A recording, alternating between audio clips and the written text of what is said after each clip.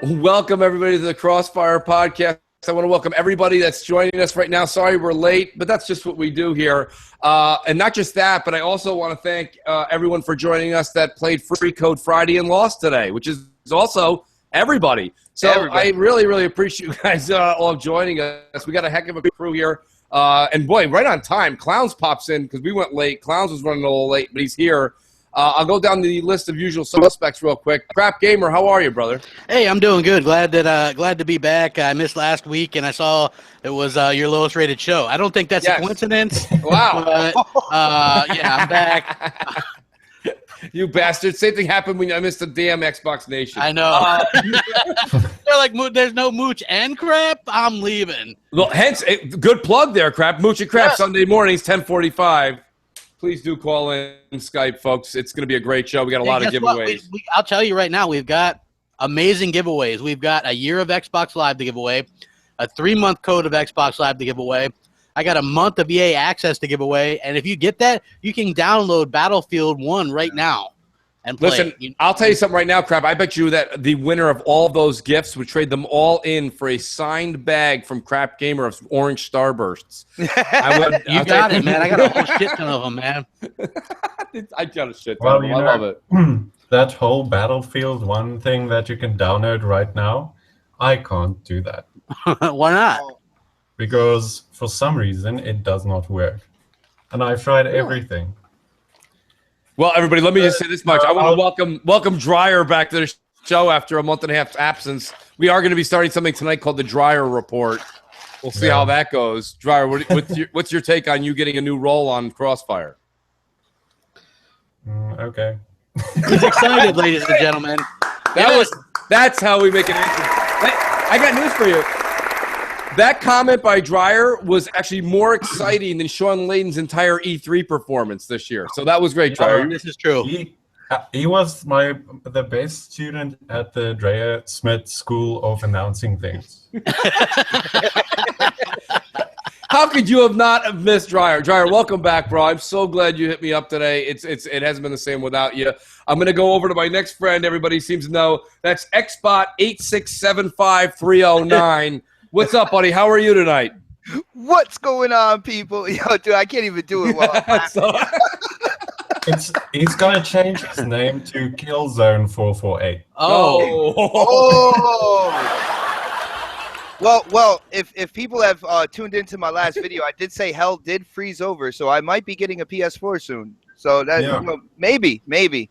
But yo, how you doing, Mooch? Everybody on the panel, man. Doing good, and I'm really glad to hear that. There's a few people. I thought when I got my PS4, I said, you know what's great about this? Maybe I'll actually use this thing with Crap Gamer, but Crap uses the PS4 as much as I do, which is 0.0%. Jesus Christ, Doc! I'm looking at this picture of all this stuff that came in there, and I'm surprised that I didn't see people. I know I'm jumping the gun, but I'm just seeing this. Holy shit! I didn't look at it either. I've seen Lego sets less complex than this shit. There's so many bags of cables and stuff that they're all numbered. It's like an IKEA fucking dining room set kit. Wow! At least you know that the PSVR headset can work with your Xbox One.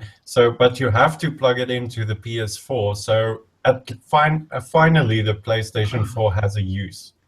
It's a real life wire simulator. That's my boy Dryer's back. Yeah, it's a power supply, basically. And now let me welcome Clowns. Clowns, I know you said you were running late, but because we ran so late, you were actually right on time. What's up, bro? Hello, everybody. Always a pleasure to be here, Mooch. Wait, man, listen, the show's not complete without you, Clowns, and we're really going to hear your 2 cents tonight. I know that for sure. We're going to be talking a lot of PSVR. We got a couple of hot topics that Dryer will introduce us into later. We'll see. But last but not least, let me introduce the man of the hour, someone that does so much for the gaming community. Listen, I can't stop saying it enough. This guy does everything for Operation Supply Drop, and he does everything as far as the Xbox community donations. He's very much in tune and in touch with Phil Spencer and his crew. Doc Cupcake, welcome to the show, bro. Thank you for taking time today. You're most welcome, Mooch. Thank you for having me again. You know, I love the gaming community no matter what side you are on. I love everyone equally because gamers are friends and gaming is life. And I love veterans. You know, that's what it's about, helping and giving back. And I just want to have a good community, good friends, and a good time. And I am ready to have some fun because today I went ahead and I joined the dark side.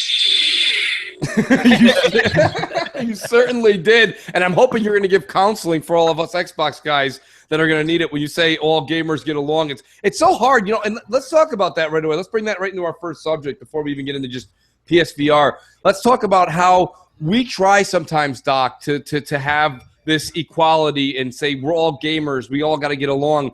And then you have these outside forces, right? Like you have developers from, let's just say, Titanfall game.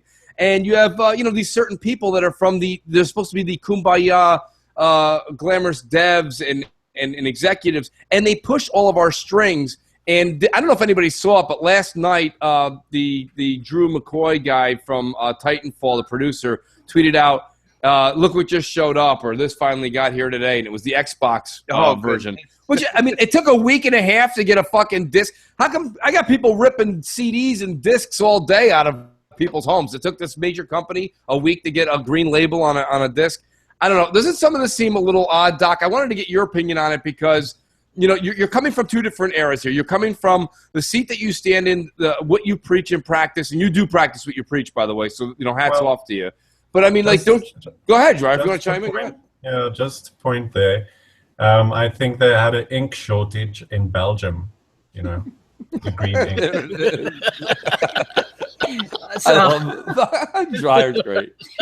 Doc, what do you think about this? I mean, where was your stance on this whole thing? And I'm not talking about the Mickey Mouse stuff you saw on Twitter. I'm talking about when it comes down to business. You know, you do things. I asked you just now, and we won't mention the names of the places, but I said, hey, would you wear this shirt on a certain show? And you're like, I can't.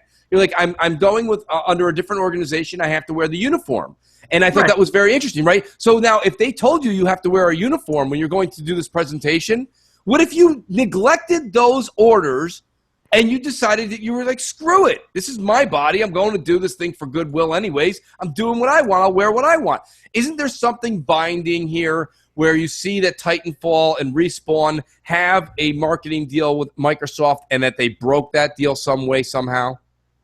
To be honest, I've been on that side of where that guy has been. I've, you know, shadowed during those eras. Right. And the marketing deal actually doesn't reach into that kind of specific. Okay. Now, marketing deals only reach as far as into promoting to public. So say like you see your ads on TV, in stores and that kind of stuff. That's where it's at. Now, the conversation, unfortunately, the way it unfolded was, you know, between two friends, which general public, it should have been probably in DM.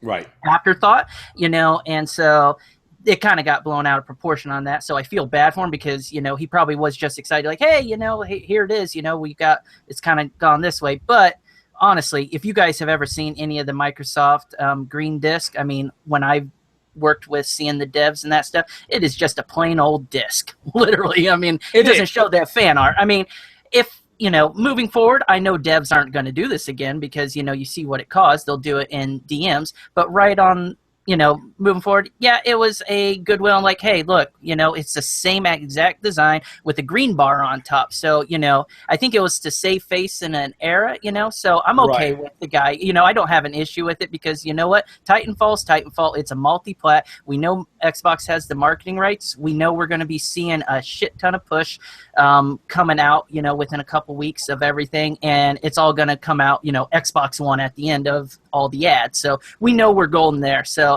that side is okay, you know.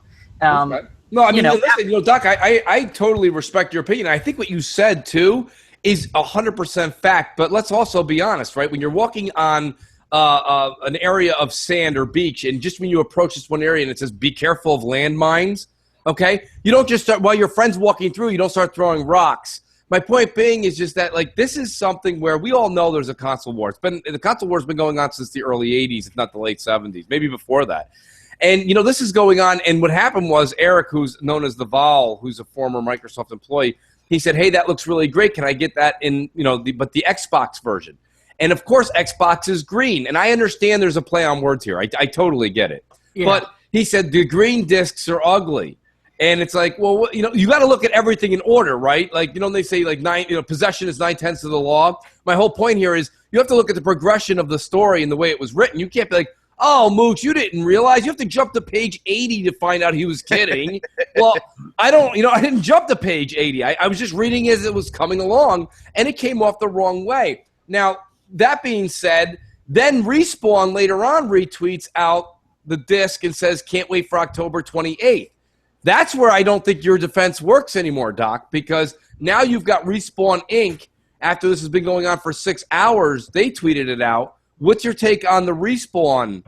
Like I said, and the thing, it was the save face and the backtrack on, the play, because I think they realized that a personal conversation was ultimately open and it was overtaken by many things. And so they're like, hey, this is what it really is, blah, blah, blah, and they really could not PR mess recap at all, because you really can't, once it's out there. You're saying basically you stepped in the shit already. Now you just got to kind of try and wipe it off. Now it's just moving forward. And like now I see, it's like, okay, I basically give them a start 0 now, because both discs are out there. Well, actually, all 3 discs are out there, so everyone knows. And then it's like, okay, so moving forward, if they fuck up again, then that's on them. Then they can antagonize, because now they know where they messed up and everything else. So we know Xbox has marketing rights. If there was something, we know Greenberg and their staff would be in the background dealing with that shit ASAP. Right. As Greenberg said, hey, I know what's going on. This is cool. So. Well, I'm going to take Doc's advice there and what he was saying. With them moving on, I wanted to get Doc's 2 cents on it because I haven't got a chance to talk to him about it. But Doc, I appreciate it. Let's move on to our next subject, because that's kind of 2 weeks news. But I was really curious to hear your input. Let's talk about Microsoft's holding an October 26th event. Go ahead, Dreyer.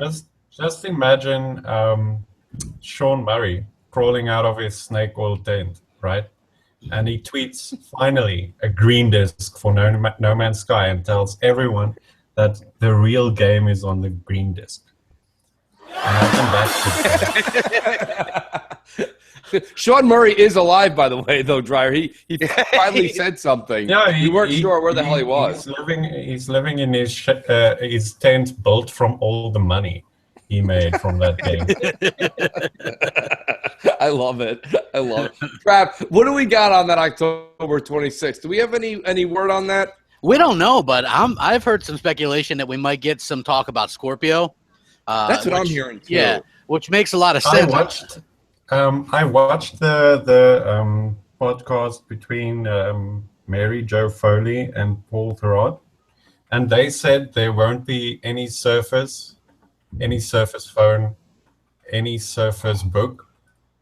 Maybe talk about the Surface All-in-One, but mainly Windows stuff. So I don't know. Wait, mainly Windows stuff or not mainly Windows stuff? Mainly Windows operating system stuff. I do know that. I mean, it is an Xbox-centric show, though, is it not? No. I think it's Windows-centric, right? Yeah. Okay. Well, I don't know. All I know is that someone wrote me and they said, just be prepared. There's going to be a lot of Scorpio news to come. And it's nothing like, oh, my God, it's going to be 10 teraflops. Just more information on it. 20 teraflops. 20. Why stop there? 30. I bumped into Mikey Barra the other day, and he spilled all the beans. It's going to be 40 teraflops. I trust my source, okay? I trust him. No, I mean, I'm pretty excited about it. I think the idea that Scorpio is still in everyone's minds, I think this is going to help Microsoft. What originally was supposed to be termed as a confusion coming out of E3 has helped Microsoft in their sales, because the confusion now is in the consumer's eyes is, do I go pay for a PS4 Pro when I know that in 8 to 10 months I'm going to be buying a Scorpio? And we're seeing that happen. And I know, Doc, you're going to get under the hot seat soon, because the cat's out of the bag that you now own a PSVR. But I mean, and I actually, believe it or not, it's so great that one you of the 8 guys. Yeah, he's one of the 8. But, it's funny. People were saying to me and tweeting me for the past month, oh, my God, Amazon sold out. It looks like it's going to be a big hit. You were wrong. And then all of a sudden yesterday, Amazon had them all ready for sale, and stores had them stacked to the ceiling. The thing is, with Amazon, everyone placed their orders, but they didn't pay for them. And then what happens on Amazon.com? The stock is taken away, so it looks like it's sold out. But all those are in pending orders, and you have about 4 days to pay for an order. So it looks like PlayStation 4, the VR is sold out, but in actual fact, it's a bunch of fanboys placing fake orders. That's it. And Crap, you kind of called that. Remember, I think you said that you pre-ordered a Pro, I think. Yeah, I pre-ordered a VR too. Oh, you did? Okay. Yeah, and then you canceled it. You are part of the problem. Yes. Yes. He goes, yes, I am. Yes, I plan on getting neither. But, like, had there been a run on these things, like Dre said, you have a few days, right? So had there been a run, and absolutely, I checked Walmart, I checked GameStops here, all of them have them still. So yeah, they are. They're everywhere here in the New York area as well. There's no shortage of PSVR. Well, I saw on IGN that Sony had said they expect to sell hundreds of thousands of units and 2 million units by the end of the year or something. Like, yeah, that's wrong. And Crap, the last time I saw this catastrophe happen in front of my eyes like this was the Wii U. Yeah, I mean, this doesn't look like it's going to – I mean, everywhere you go, you see a lot of people. And look, it's interesting stuff, and Doc will get into why he got his and his deal and stuff, right? But, like, for that price, then you would maybe push some units, right? Like the price that you pay. I would get one for that price with all well, this you asked me, Crap. got. You said for $199, Mooch, would you buy it? Yeah. And I said yes. Even for $299, as long as it came with the glowing things and, you know what I'm saying, and the camera and everything, I would get it for that price. For $299, I would want the glowing things, and I got to have rigs.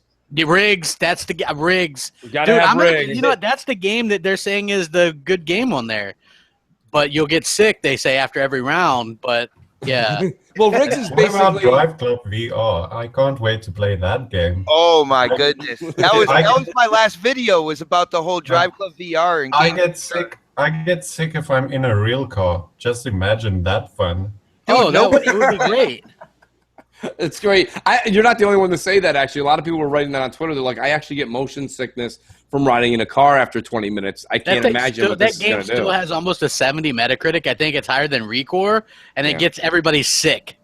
Think about that. There's a problem there. I mean, that's kind of where this whole show kind of, I wanted to let the audience kind of trickle in. It gives everyone a chance on the panel to talk a little bit. But, I mean, listen, the media has been spoon-feeding this. Giant Bomb did a 5-hour, and if you're wondering who Giant Bomb is, we all are.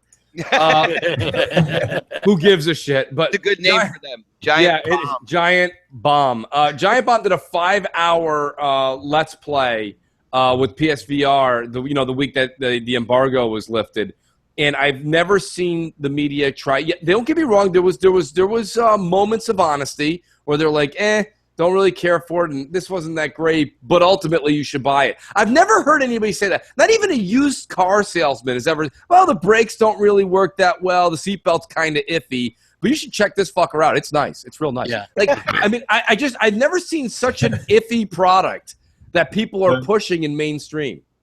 They are pushing it like the brakes will fail on you when you're on a steep hill, but it will get you there.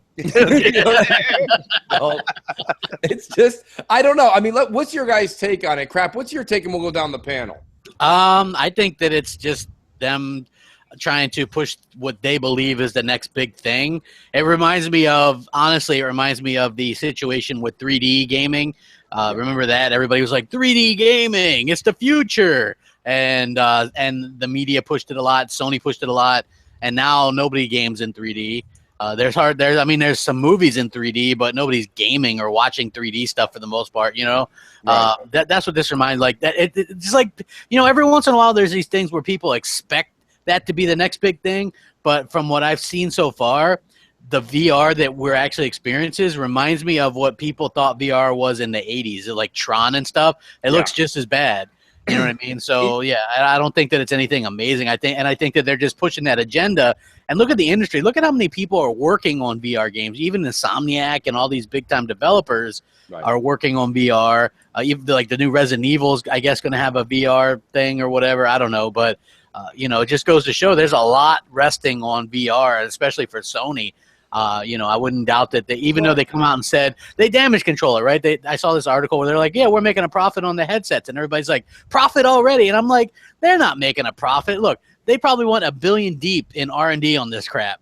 Yeah. You know what I mean? So even if they're making $1 on each headset, they're not making any profit anytime soon. They're going to have to sell a lot of units. Yeah, debt to income ratio is still a huge delta. My crap, you make a hell of a point. But I mean, I really think that you make a good point with the fact that PSVR is like 3D TVs. It's like the last time, all these pictures, I got a lot of people sending me pictures from Best Buy, GameStop. These things are stacked to the ceiling and nobody's buying them.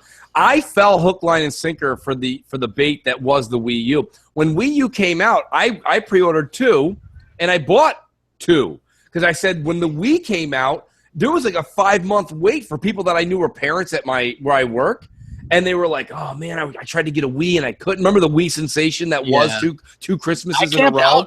I camped out for one for my little brother. Yeah, it was insane. So when Wii U came out, I was like, "I'm not falling for this again." I was like, "I'll take 2 of them." So I went that day and I bought 2 Wii U's. And as I'm walking out, I almost tripped over an entire fucking like statuette of myself shaped in Wii U's. I was like, "What the fuck is that?" And the guy's like, "Yeah, they're not really moving." I'm like, I don't know if I want this. He goes, "No, they'll go, dude." And he's like, once they're gone, he's like, "You'll probably end up getting like $600 on eBay for that." And I'm like, I'm not really looking to try to make money on it. I'm sure there's somebody in my family or someone's gonna be like, "I didn't go get one for Christmas," because it came out around Thanksgiving. Point being, getting back to today, is PSVRs, people are tripping over them, and that's a problem. That's a big time problem. I want to let Doc say something because Doc went out and got it. Doc, let us know, how did you kind of, and say what you can, say what you can't say. But how'd you kind of stumble upon getting it? And because listen, I'll tell you right now, everyone knows where Mooch's stance is on gaming, but Mooch's stance on a good deal is always going to be, I'm picking up a good deal. So what did you? I wish you got a chance to play some. I'd love to hear your opinion on games. I was playing before we got on this. So. Oh, you did? All right, good. Yeah, so I'm going to tell you. It. So I want to give your listeners just a little background, okay? Most of you guys think I'm walking a tightrope and fine rope and all that stuff, playing both sides. Let me tell you this right now. I've been helping dev on VR game here locally at a place called The Grid. It's a first-person shooter to help the U.S. government, okay? It's common knowledge and that stuff. I've been helping with the assets. That's why you haven't been seeing my game, Project Knighthood, in the news or anything else like that lately, is because I'm helping in the VR spectrum. So I'm going to be interested in the VR spectrum no matter what. I have a Vive coming next week, so so I can compare this to. But I got a call today, and a hell of a deal, $300, folks, for a launch edition box. That includes the camera and the dongle wand thingies, whatever. So the little wands, and so I mean, amazing deal. So I couldn't pass that up, and I was able to trade OG Xboxes, ones, the black editions that I had lying around, and got rid of those. So I got it for nothing, folks. So that's, so that's a good deal. I know that's anyone. Great deal. Yeah, exactly. But I put in Batman, the VR, and started that up. Now, first impressions is for what its capabilities are and what the actual hardware is it's like, wow, they did a really good job. But this is a first generation VR game. They have not had time to actually work with the games for that long. So we're not going to expect like, oh my God, where is this AAA title? I've 8 years of dev time on this thing. We're talking maybe less than a year dev time. They really have not had a long lead up time for that. So I was not expecting mind blowing trip 1080 bullcrap. You know what I'm saying? You're not expecting that kind of performance. We're talking about a PS4 here, folks. It's it's just that little power. So, but it's super lightweight. That is really surprising to me. I'm like, I hate shit on my head to begin with, headphones, but this one I could barely tell. I was like, wow, they really balanced this with the materials and how it actually sits on. I was like really surprised. Because I've had a chance to test out the HoloLens. Yeah, you're not the only one to say that. No, yeah. What's the compare? The HoloLens was probably very heavy, though. Yeah, it was very it's a heavy. full computer, though, man. Yeah. That thing was like, okay, but it didn't feel cheap. If that makes sense, it was like solid. Even though they used the lightweight plastic, but it's a strength. I mean, I flexed it a little bit. I wanted to see, I'm like, okay, if this drops once, is it gonna break? So, but the wires, I specifically ran a track around. That's the other thing. When I opened it, I was kind of like pulling out 1, 2, 25, and I was like, man, I got it all lined up. So that really surprised me, because I'm going to say, if you're not a tech person, if you're like a typical male like me, I was like, shit, I'm just going to start hooking up stuff, figuring out where it goes without reading it. You would be kind of lost. But I had to actually use the manual to get it set up to make it work. But once I got it all up, I was like, wow, this kind of makes sense how it is, the force feed, and because I've used the Vive and the Oculus before, and I'm like, okay, this really makes sense why this power box is here.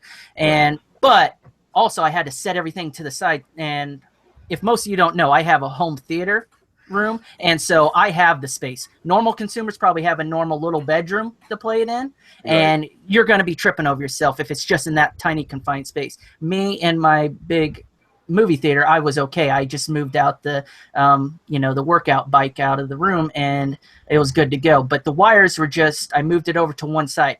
I think one thing that I did notice while I was playing the Batman is I was unaware of my spatial awareness of the room. And so I kept on having to fling the wire from the back side to my left side.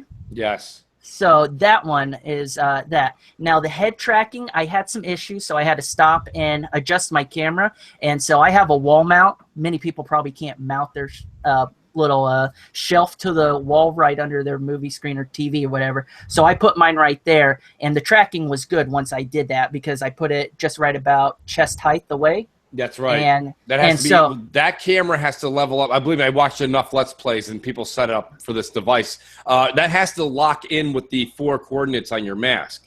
Correct. And that was what I had to do to get it work properly. But if people just are having a normal TV stand, they're going to have a little bit issue with that. But for a person that realizes, hey, I got to move it up a little bit, they're going to be great feature. I didn't have any problems after that. I was able to see, both hands movement on, within the headset and everything else. So, Doc, let me ask you a question here, and I don't want to interrupt you, but it's important for the audience to know this. Okay, so when Kinect first came on the scene with the 360, a lot of people are like, you're a beta tester, you're just beta testing, and that's fine. That's fine. You said it yourself. This is the first step into that frontier of VR. I get it, and it's on a console, so take that with a grain of salt. The problem is then when Kinect 2.0 came out, was it better than the original Kinect? Absolutely. Mm-hmm. Was it as good as people were hoping that big leap was going to be after the gap of whatever it was, 6 years, 7 years? Not really. And that was the problem, I think, and that's my fear with VR. And it's not a question you can just say yes or no to. But it's a concern where you're a beta tester right now, and I think we have to leave you. By the way, we applaud it, great deal, but the rest of us would have to pay $600 to get what you got today. And I'm going to tell you right now, I will be the first to say, I mean, I love new technology, but at $600 for the device, if I had to choose one, I would have gone with the Vive or an Oculus. For Absolutely. What it's worth. So I'm not gonna say at a $600 price out the door for some consumers, that's salty for a lot of people. Because it's new technology, and you got to understand, once you have a mass market and they're going, the price gets down. That's why our console gets down. The only thing in technology that doesn't do that trend is cell phones. I mean, your TVs, they get out there, they're $1,800, and now they're at $600. So we're gonna see the. Yeah, how was the precision, Doc? How was the precision playing the Batman game when you went to go pick something up with the magic wands there and actually performing a task? Did you notice anything like was it up to your standards for what you thought it would be? Was it a little below your standards, or did it supersede what you thought? It didn't supersede. It fell in between what I would expect from this device at its general price point. Right. So there was a few glitches with it, like, every game that it's going to have. I had to try a couple times on some stuff, but overall, with the little bit of time I did get to spend with it, it was pretty accurate. But there's a reason. I mean, Batman was touted as one of its major launch, so I think they really honed in on that. Now, don't go be playing giant freaking robots. That's, oh my god, I mean, that's just ridiculous, that game. There's some games out there it's like, why the hell did you even make them? But, these main ones, the titles, as you guys could see, I have Batman VR, I got Drive Club VR, I got, the Riggs game? Riggs, he's got Riggs. He's got Riggs. Yeah, yes. I got the Riggs. Don't play Drive Club. Don't play Drive Club, dude. Don't do it. Don't drive angry. Don't drive angry. It's also called The Sickening. Nice, buddy. Nice. And then, and then I got the E-Valkyrie, which is the pinnacle of what they've put out so far. And I'm okay with that. Now, I know some people are like, the motion sickness. I totally get it, folks. My wife, I've taken her to the grid, and we play on the VR for a lot when we do testing stuff out. She gets sick at it. It's motion sickness. She gets sick when she's in the car when I drive. Maybe that's just my skill, but it's just I think that's another side effect a lot of people are going to have to face too, because you don't know your surroundings that well. Unlike Vive has a parental guardian status that lets you know, it actually brings up the glowing walls boundaries for you where you're walking and everything. And I didn't really notice any of that stuff yet in the PSVR. So. Well, I mean that's a good assessment. I think so. Here's the concern. Okay, now let's get back. Now we gotta get back to what we were talking about with sales and reality here. What you just said, Doc. And this is not the Mooch that I'm just listening, and I was trying to say, okay, I need to keep this as an open mind in here. That sounds like something really cool. If you live down the road, I'd be like, yo, Doc, can I come over and check it out? You'd be like, yeah, come on over here. Let's jam out and try some of this shit. That's cool. But it doesn't sound to me like that's a compelling enough argument for the consumer this holiday to go buy a little Timmy a $600 VR set when there's still a lot of questions. Not just are the games all kind of betas. Like you said, they put a little extra oomph into the Batman game, and the Batman game still needs a little help. But there's still reports on vomiting and eye issues that are coming out every day. And then, Doc, this isn't to say I'm talking about now John J. Consumer. Right. You know what I mean? So go ahead, Xbot. Chime in. No, I was just saying, like, with the whole Batman thing, everybody's saying that's a premier VR game and stuff. And I'm looking at this. I'm looking at, like, Fallout VR as well. So this is not just PlayStation VR. This is one of the reasons why I agree with Crap when he says that VR is a fad. I am in that wholeheartedly because for what I hear about the whole Batman thing is basically you're watching stuff go by, and then it's kind of like you're there, but not there. It's a kind of like on the rails type thing. Just like with Fallout VR, they said how you can't just walk like to the next house or something like that. You actually have to hit the functions and you kind of slide forward. Like you're in the world, but you don't feel a part of it. And I think that's one of the things that makes this VR thing so gimmicky. It's like, well, you're surrounded by all this stuff, but you're sliding from house to house. Oh, you have Penguin held up in front of you in Batman, but there's an immersion factor that's also lost with putting yourself in the middle of the game. Now I'm gonna play you devil's advocate here because I agree with you on that stuff. The platform that chooses to embrace adult industry will win the VR platform. That's hands down. That's my foresight with it. Always have. Now, side note is applications for it. Yeah, they're not as immersive in that stuff, but I'm going to tell you, VR has been around for a while. I know the guy that I work with actually worked with, God dang it, what's his name? The HoloLens guy, Tishanada. Yeah, KT. KT, yeah, KT. Okay, so he worked with him on the original ideas of the Kinect. And so I'm working with one of those guys. That's who we work with down here with. And so with the government, they're doing that immersion kind of thing. It's a very hard factor to do immersive because we're connected to wires. The only way that we're going to get away and be fully immersed and allow for the games to do that is to have a backpack style where we can say everything's, either runs off a Wi-Fi receiver or it's just, you got a PlayStation and say it's got its own it hooks up to a battery that's in this backpack and everything that you wear, and you just put on the headset. I mean, they have those now. MSI's created them, the government's created them, so we know, and HP's created them, so we know they're coming. It's very early phase. That's why these prices are so high. This is not aimed at a Timmy for Christmas. But I'm see, telling you that. Doc, and see, Doc, that's what I'm saying. Like, if they're creating these backpacks and stuff like that, you know, to take the next step in this immersion, now you have something on your head that, I know you said PlayStation VR is comfortable on your head, but then all of a sudden you're going to feel like you're going back to school and you have to put a backpack on. You don't know how much that's going to, it's just so much stuff to do what? To play a game. You see what I'm saying? That's the thing, you know. I mean, Doc, you crap. We were just having a talk. Like, he literally pulls in, does this show. After he does this show, we all get something to eat, and then we want to sit down and game for a while. The last thing I feel like doing is like calling up Doc Brown and being like, you know, do I have to get the plutonium and put it in the back? And then, you know, I mean, like, 88 miles an hour, man. Yeah, I just want to play a game, you know. And it's like, the other problem I have, Doc, is that there's times, right, on a Saturday, not during the week, but on a Saturday or Sunday, there's times like my wife will say, oh, I'm taking the kids, I got to run the Target, I got to run this errand, I got to run that errand. I'll quickly sneak on like Destiny, or I'll quickly sneak on just to do a couple of quick things I got to do.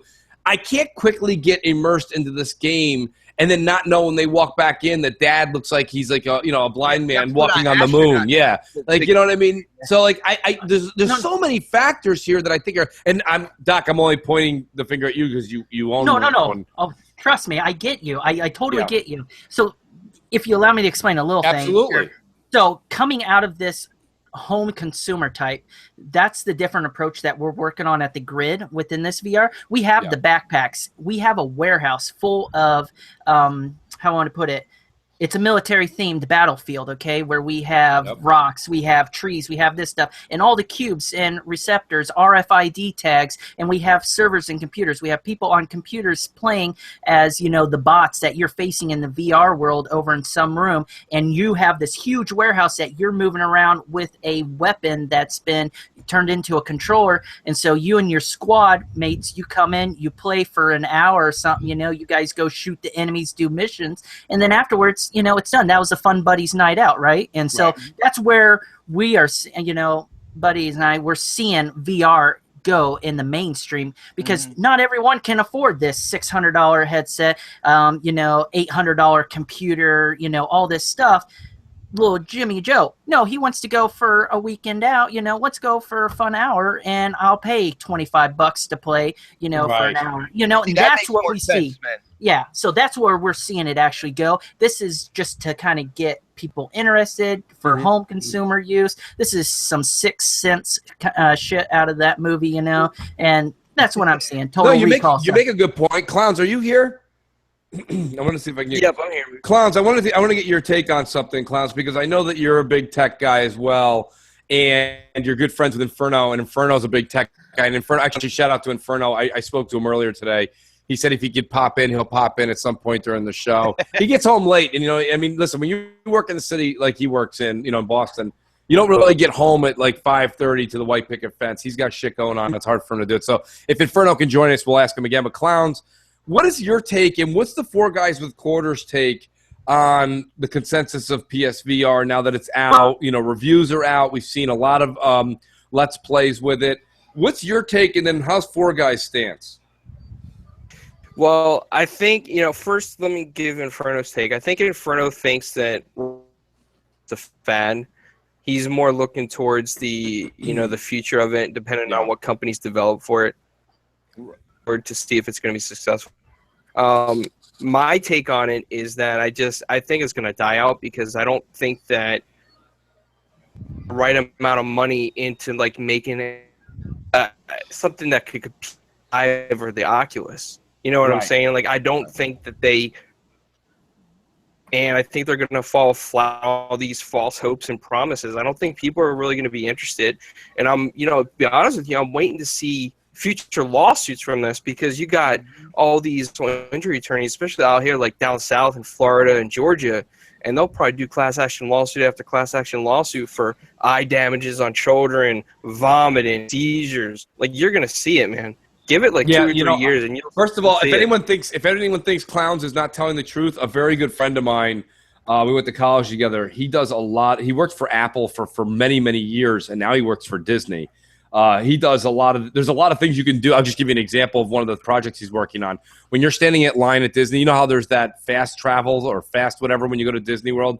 You preemptively sign up what you want to – rides you want to go to, and then when you go there, you're already set. It's all scanned into your bracelet. He's working on different apps to play games while you're waiting in line. I mean, he's a huge software nerd, and oh shit! Now he was telling me, he goes, so I went to go visit him last year in Disney, and he's telling me every single day it just crosses by his office because they're like the R&D guys. They're always trying new shit out, seeing what works, seeing what won't work, seeing what consumers like and what they don't like. And he's like, you should see how many lawsuits Disney gets that are just fucking ridiculous. Like, they're ridiculous. He's like, Disney gets sued like 15 times a day for like anything. Like they'll have like a I guess a handicapped accessible like a wheelchair thing, and someone will sue them because it's not big enough for them. It meets state code, but it's not big. You know, he's like, everything we do, we get sued for. So when you say that, it just made a spark off in my head. I'm like, Clowns is onto something here. This is something where people will try it, and you'll get a lot. Now, class action suits like that end up being a large number in the news, and then it dwindles down to like $5 and a free Shake Shack hamburger for the consumer that sued. Shake Shack you know what I mean? Yeah. I'm just wondering about those backpacks you were talking about. Just imagine all those batteries going off and turning the backpack into a jetpack going off. Well, make sure the batteries aren't made by Samsung, first of all, because you're going to have a problem. Well, see, here's what would happen in Florida, man. Like, let's say those batteries have like an alarm when they go off and it hurts somebody, they'll get sued for it. Yeah, I mean, in all honesty, there is that risk with it. But I mean, my thing with agreeing with you guys and what you were saying, your mic was cutting a little out, Clown. So if I say something and you're like, no, that's not what I said, correct me. I was trying to hear you. You said that you guys thought it was going to be a fad. I believe you said Inferno thought it would be. Yeah, the reason I agree with you on the fad thing is this. And Doc, I want you to stay tuned and hear me out here because I think this kind of all works with your story too. When you go to an interview, you wear your best suit, okay? When you're meeting a girl out for a first date, you better not have spinach in your teeth from your lunch. My point being is that this is everybody's first introduction. Not everybody's doing what everyone on this panel does, where we read all these snippets and we know who Tom Warren is and we know what's going on and blah, blah, blah, blah. And Phil Spencer tweets people and tells us what's going on. That's our world. The consumer, when they walk into GameStop, they're like, VR is here. You know what I mean? They're like, this shit has come. So now they take it home, and when you're Batman, I mean, Doc, I watched a bunch of people. You tell me your experience. When you were the Batman hand, was your hand like shaking like it was like people keep saying like Michael J. Fox. That's terrible. Shake and bake. Like, was it shaking? Was it shaking like crazy? Like, it's not realistic because as you go to like take a cover off or you go to move something, your hand is just going uncontrollably like left and right and shaking up and down. Did that happen to you, Doc? Yeah, it did for some of the stuff. Like I said, when I fixed the camera and everything else, and I had, I'm pretty rigid, so I'm used to VR. I'm not like, a noob at this stuff. So I knew how to kind of counteract that. It just concerns me, though, Doc, right? I mean, these are people's first impressions, and they go a long way. Like, when you go and there's people right now that are reporting that the Samsung Galaxy Gear, the headset VR, has a better display view than the PSVR. And that's frightening. And let me tell you why that's frightening. Because remember the whole 1080p is better than 900p? And you can't even tell the difference between a 1080p. When Crap loves this is one of Crap's claims of fame. When Shadow of Mordor came out, they didn't say right off the bat who had 900 or 1080. And so there was a couple of news reporting, I don't know if it was Polygon or who it was. They said basically Microsoft and Sony both equality at 1080p, and then later on they're like, no, the Microsoft one is 900p. They're like, oh, we couldn't even tell, and we're like, no shit, you couldn't tell. But right, perception is everything. So you have people now going and trying on a $69 Samsung Galaxy Gear, and they're like, wow, this is fucking beautiful. Then people go and put on rigs. We got rigs. We got rigs. And they're like, wait a minute, this kind of looks like Star Fox circa 1987. And you're like, well, I don't know. You know what I mean? There's just like, robot golf, things like that. I mean, I think what the issue here for what Sony's going to run into, this is no fanboy crap. This is just, if we were all sitting at a round table figuring out what the ups and downs will be here, is Sony's going to run into a bad first impression. And what happens is, Doc, we were talking a little off the air about how we said what Sony's plans were down the road. There's PSVR is in their plans going down the road. And I agree with you wholeheartedly, by the way. I totally think you're spot on and your source was spot on.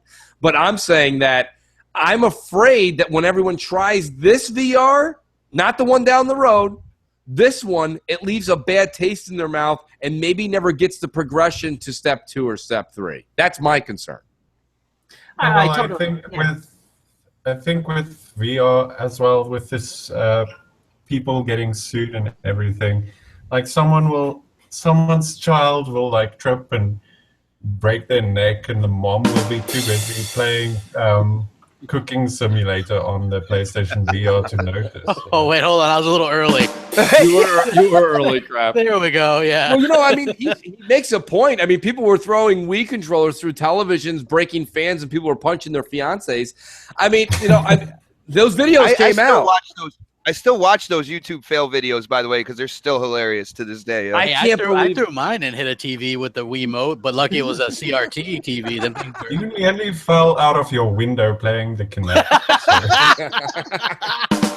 That's a true story. That's a fact. I lost my balance and almost fell out the window. But yeah, I mean, I recovered well and went on to win the game. Oh yeah.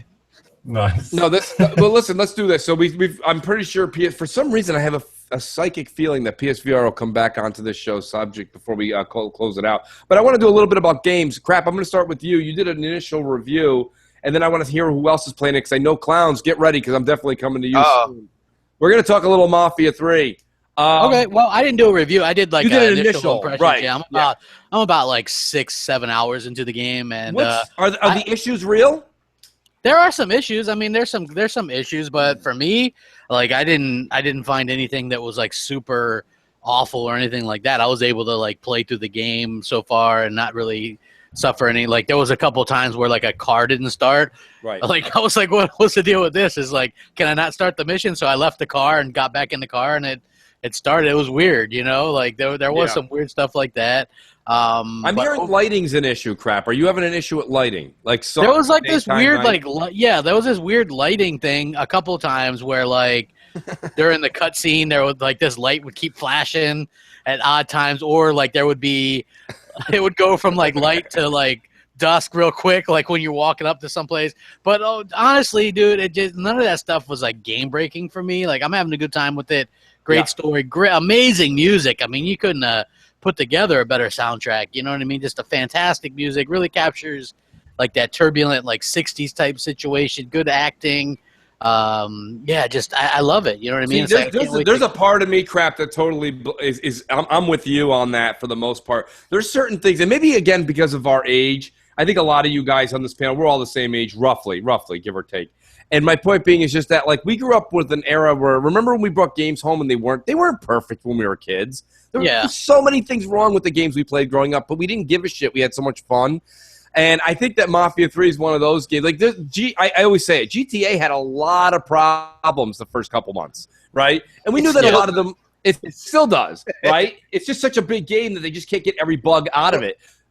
GTA, for some reason, always gets a pass. They have billions of bugs, almost like Saints Row. Saints Row as well gets a pass, even though like you could get like a character's head stuck in a fence and it stretches the neck out super long and they start glitching all over the place. But that's a pass. That's acceptable for some reason. I don't know. Well, PlayStation VR Drive Club makes you throw up, and that's a pass. That's pass. That's true. Dryer, did you review that? Did you review Mafia or any games recently? Review? No. I just wrote opinion pieces. Okay, I didn't know if you did an initial thoughts on it. I couldn't remember. I always like to check your. Usually the reason. Ash reviewed Gears of. No, that was someone else. But You should check out Ash's reviews as well because he's pretty funny, I should say. Well, we'll definitely check him out. I got to actually follow him on Twitter. I have yet to do that. That's my fault. I want to – Clowns, you've been really, really opinionated on Mafia 3. What's your take on it? Have you played it, or are you basically just been communicating with Assassin? Did I lose Clowns? Oh. Someone's phone went off. Believe it or not, as awful as it is, and crap, shame on me, that was actually my phone. I usually have it Are muted you sure? for some Yeah, reason. my Windows just went off, man. Oh no, not that one. If you heard it before, it alerted me it alerted me that too much food is broadcasting now. Uh-oh. Mooch Shout out to has food. a Windows phone. I don't. But no, Guilty. I mean I don't know. Guilty. I have 2 Windows. Way to go signing up at the end of the life of Windows Phone, like right at the point where they kill it. Well, they're killing it. Is it Surface Phone coming soon? Surface Phone is coming, man. There's no Surface Phone. Stop, There's Surface stop Phone. lying to yourselves. Oh, There's no come Surface on, phones. Hey, There's Doc, no what Surface. phone Coming do you the use, same Doc? day as Halo 3 anniversary, man. Come on. You heard it here first. There's no Halo 3 anniversary. Oh, what? Uh-oh. Oh, boy. Dryer, Here we're we gonna go. Out there, we're gonna go at it, man. I'm gonna travel down to your house. All right, that's it. It's on now. Come at me, bro. Well, listen, I'm going to travel down to your house. Great. Take a rowboat. Well, Mooch. So I have a iPhone 7 Plus 256 gigabyte. Okay, the reason I brought you up, Doc, is I mean you are also Mr. Windows for the most part, and you decided to go iPhone. Yeah, there's a reason. I had the Windows Phone. I had 3 of them before, and sadly, I did not like the apps that were a part of it, and I was not getting updates, and I just needed something where I could tweet because I do a lot of stuff on social media and a lot of business work, and it was just a lot easier with Apple. And I said, and I'm so glad I didn't get the Note 7, or I'd be looking like that one guy with the burnt face right now. Well, I'll be honest with you. That's my biggest claim to fame with Apple. People are like, why do you like it so much? I'm like, it works. I pick it up and it works, and it's always updated, and it gets app support. Anything that comes out that's new is always it says, make sure you check it out on the App Store. It's like, it's just always there. But yeah, that's a whole other subject. What I want to get into really is Gears. I'm having a hard time. Here's my dilemma with Gears 4, and it's not a bad thing at all. I can't get to the goddamn campaign because I keep playing 5 to 6 hours a night of multiplayer, for God's sake. We got the Horde. I got the round, what was it, 30 or 31 last night, wave 30 or 31. And the only reason we stop is it's 2 a.m, and we got to work the next day. Are you guys running into any problems like this? I know you guys are all playing campaign. Crap, have you finished the game? No, I haven't even come close to finishing the game. I'm waiting for my brother. He's been busy, so I have been kind of staying off the campaign. Doc, did you finish it? No, I haven't. I'm on the 4th act, and then, I've been having the business trips, as you saw, so no, I haven't had time. Now, who's finished Gears campaign? I'm gonna put my hand up. I'm gonna put my hand up right here and nice say, work, I have, Very and nice. Yo, the ending of that game has completely changed my life. I swear. You guys know me. I'm a Halo guy. I never gave disrespect to Gears though. I'm one of those people that announced Halo 3. the Xbox Chariot can be run with 2 horses, no doubt. Leading the pack. You have Halo and you have Gears. Right.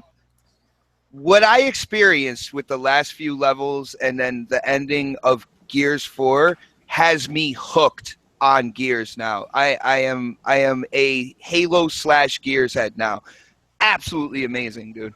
I'm excited, and I also I'm starting to believe, because everybody who's on Twitter is writing, Mooch, have you seen the end of Gears 4? Gears 4's ending is insane. They're not spoiling it, and I'm like, no, I haven't seen it yet. And they're like, dude, do yourself a favor and finish that game. So I'm actually going to take time. I know shout out to Bam Bam and Livewire Noof as well. I've been playing a lot of multiplayer. I'm gonna reach out to Bam tonight. I really want to get a couple of acts done on the campaign. I gotta catch up, because everyone I know is kicking the campaign's ass and taking names. You know, Mooch, I gotta say, and this is without spoilers. I don't want to spoil it for anybody. I want everybody to be as surprised as I was. But the pacing of this game, Coalition, Rod Ferguson, the pacing to me is spot on. Like the way you start, and you know, it's all good. You know, fighting the robots and everything like that. The way it escalates, and then it never calms down. My only problem I've had so far, and this is crap. I'm laughing because Crap said this. Crap's biggest beef with Batman versus Superman is the Martha. And why'd you say that? Why? Why'd you say that? How do you know Martha? And and I got that same. I just started laughing the other night. I don't know if Bam picked it up. I just started laughing when he's like James, and I was like, oh no. That's a Martha moment. So, dude, it's just the way the story unfolds, the way the characters unfold. There's like every act is like a different layer. Like you get so much more in depth in like the Gears world and what's going on at that point in time with Gears 4 and stuff like that. I mean, I was pleasantly surprised, I guess, and completely intrigued by the characters that they have there, by their motivations, what is going on. It is a masterpiece of a campaign. I cannot say that enough. And like I said, I would like, man. I would have liked the Halo campaign to be more like this one. Like for instance, from the short bit that I've played. I like the thing where you played as James, and then you met your father, and then you continued the campaign together as he's part of your team. And I would have loved that in Halo 5, where they didn't show Cortana at the beginning. If they took her out of the campaign and like set her at the end of that big reveal where she's like taking out the power and everything, that would have been the best ending. She shouldn't have been in the campaign. If they had like the new Spartans in the campaign and you went to meet Master Chief and you continued onto this path where you try to figure out what's happening in the universe, where someone's doing something. You didn't know it's Cortana. Right, you didn't know it was her. Right, I'm totally on board with that plot you're preaching. That would have been a really good campaign. That's my opinion. No, Dreyer, I agree with you 100%. It's like if they did it that way, there was closure, but then there was also continuation. There was closure in, you know, what was going on with Halo 5 and everything like that, but then there was a continuation. You know that there's going to be a Halo 6, and you can see the story unfolding. Like I get, again, I'm not going to do spoilers, but I see exactly what you're saying there, man. Did clowns get back yet? Did we get clowns? We got Riggs. We got Riggs. Riggs in the building. Well, listen. But you know, I have a little problem with this whole way this show is going, because you said I'm going to read over topic and then you're going to discuss it. I know I completely changed it. My apologies, but and you're going to jump all over this list, and I'm like sitting here like this perfectionist. Sorry about that, Dreyer. I took the mic. I'm like, I just want to read the first one, but we haven't gotten to that one. No, we haven't. We really haven't. Where's the CrossFire Union rep? We need to get them on. You know what I need? Yeah, actually, I do want to go back to. All right, so now we're going to go back to the Dreyer report. Dreyer, take it away, please. What's the first issue? Well, Xbox One managed to be outsold by a toaster. This in NPD. So discuss that. The audience is scratching their heads till they bleed. I can't take it, man. I fucked it up. I know that. That's okay. That's the best part, though, Dreyer. No, what I want to say is, no, it's great. This is a big thing, guys. You got Xbox is definitely on the comeback. We've said this. We said it back. I was actually a little shocked, right, with July, August, September. July was the shocker. How many of us got it toasted this month? Not me. But man, I'm thinking I should have. Obviously, if they're selling that well. They are selling really well. No, I mean, I really think like, this. You know what? Like me and Dreyer, we used to joke around like that with Halo 5, right? Because remember all the excuses on like NeoGAF, right? Yeah. Like they're like, yeah, they might have sold 400 million worth of stuff, but those are like diapers and shoes and you know what I mean? Yeah. Baby food, you know, yeah. So like they didn't sell no 400 million worth of Halo games. You know what I mean? I'm like, wait for the excuses on Gears 4 when they come out and announce that it's done like 500 million. They're gonna be like, yeah, man, they might have sold, you know, action figures that are included in that. Like, just that they are so straining. Branded toasters. Yes, branded like toasters. Branded toasters. Why not like cookware? Right, like Marcus Phoenix cookware. Yeah. I think that's a thing. I just think when it comes down to it, I think that we're definitely turned a corner here. Xbox One is foreseeably going to win. The only month that's somewhat in question is November because the Pro comes out. You also have the Call of Duty PS3. Dude, that Slim took a big old shit. Yeah, it did. I never seen. Yeah, I'm just wondering, right? How much mind share does the PS4 Pro have if the PS4 Slim is like being shat on by the Xbox One Slim? Sorry. Oh, Dreyer, you know it's gonna sell out like the PSVR. Yeah. Yeah. Yeah. Everyone's lining up. All 8 of them. There is a problem though, guys. There is a problem here, and of course, the gaming media is nowhere to be found. And chime in whenever you want. It amazes me that nobody's saying anything. Crap just nailed it. The PS4 Slim didn't even make the top 100 on Amazon sales post show.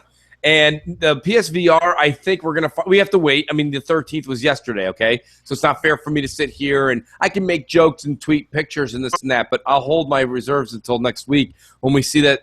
I don't think PSVR is going to do very well because of its price point and its mediocre games.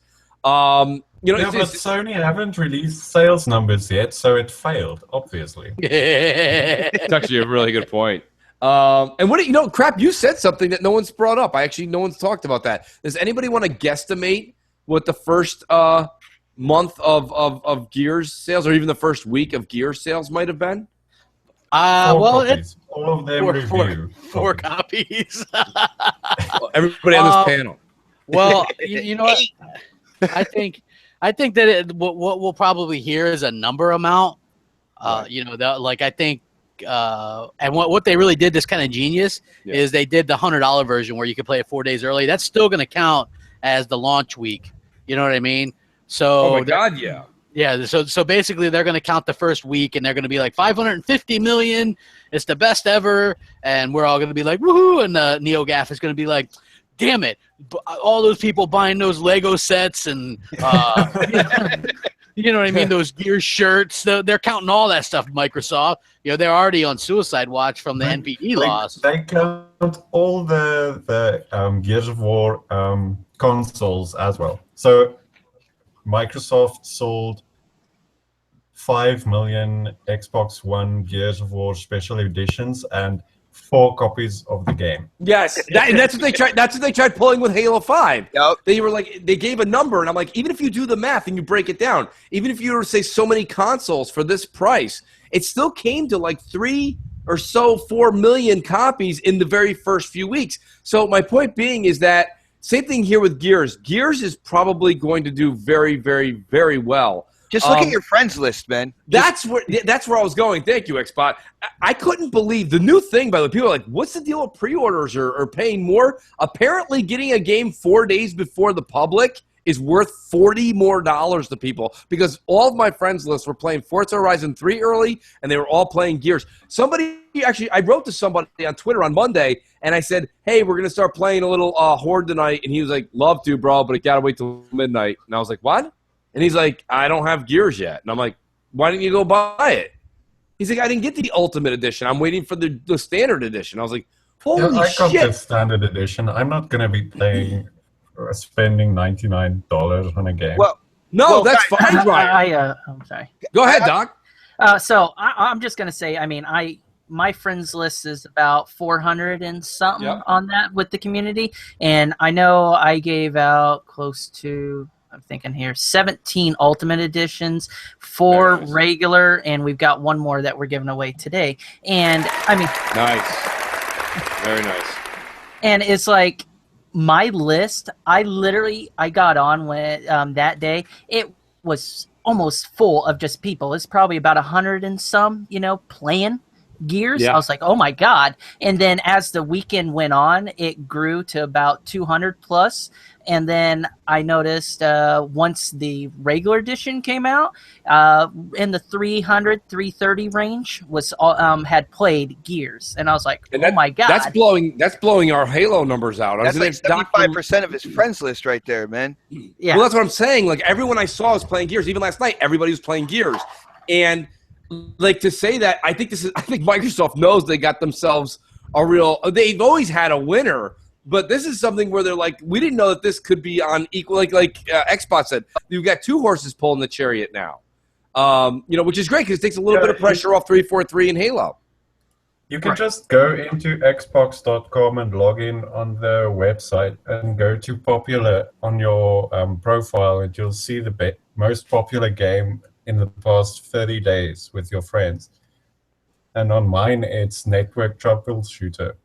I'm just joking. It's Gears of War 4. Wow. Soda Drinker Pro. Hey, Mooch, Soda Drinker Pro, yeah. Go ahead, Can I bro. say something about the Ultimate Editions? Like, I see what you're saying about the 4 days early, but I bought the Forza Horizon 3 Ultimate Edition, and it I bought it actually a day later. I only had it 3 days early. But the thing was, it came with 2 extra car packs. It came with a season pass. It came with a VIP membership, which doubled all the credits that you got from your wheel spins, amongst other things. It was actually a really good deal for me because I play Forza, man. Yes. So to get all of that, I must have saved at least between 20, 30 bucks. Right. Doing it that way, Right. as opposed to buying everything individually. So it made sense for me. And then I think the early access was just kind of like that cherry on top for me, man. Well, yeah, but so I guess your point being is that was worth it for that. But in the event of Gears, we didn't really get anything for that extra except for the 4 early days. Was I think that was one of the biggest complaints. Well, you get the access to the maps, in private modes. Like unless you have the season pass, you can't play. You won't be able to play all the maps coming out in the private matches. Okay. You need the season pass. You get this name tag that says "I bought a $99 game." I actually would love to rock that.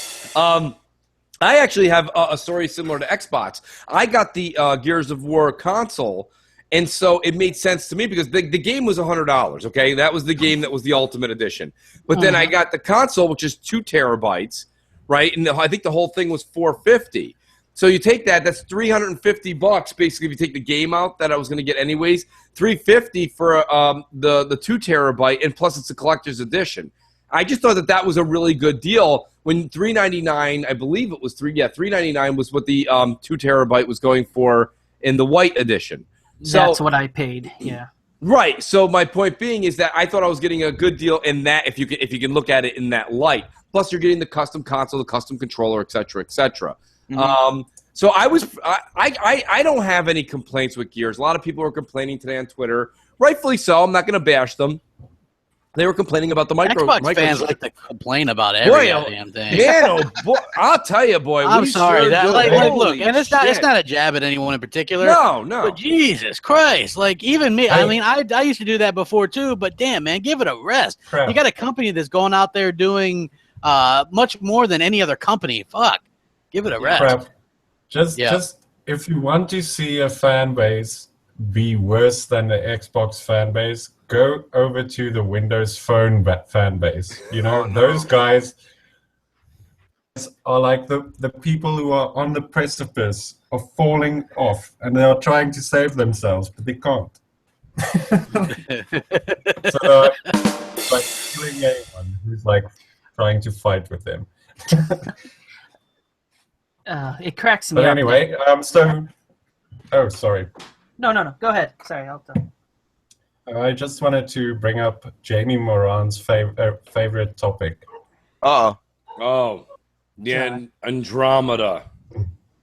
So Mass Effect Andromeda will be delayed after March 21st next year.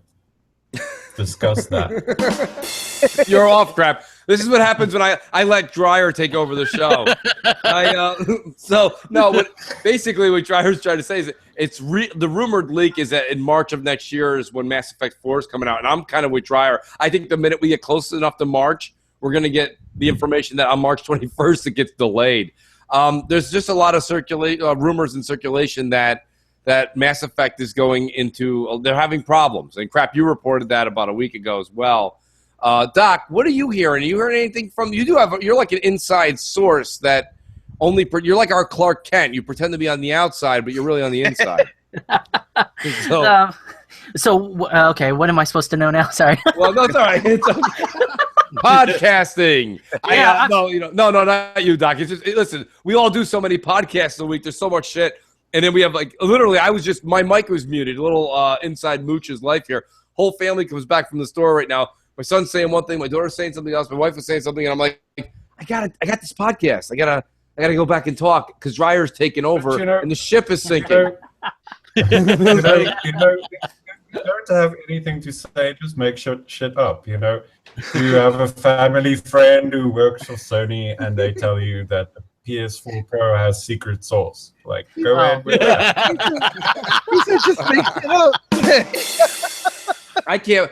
That's wow. It is. But you know what it is, though, Doc. Honestly, I want to get back to Mass Effect first. Do you think that that's going to be delayed, or do you think March 21st that leaked information is something true? Because what we saw at the Sony event when they showed Andromeda, a lot of people forget the Sony portion of it or the VR portion of it. People were just not happy with what they saw from BioWare.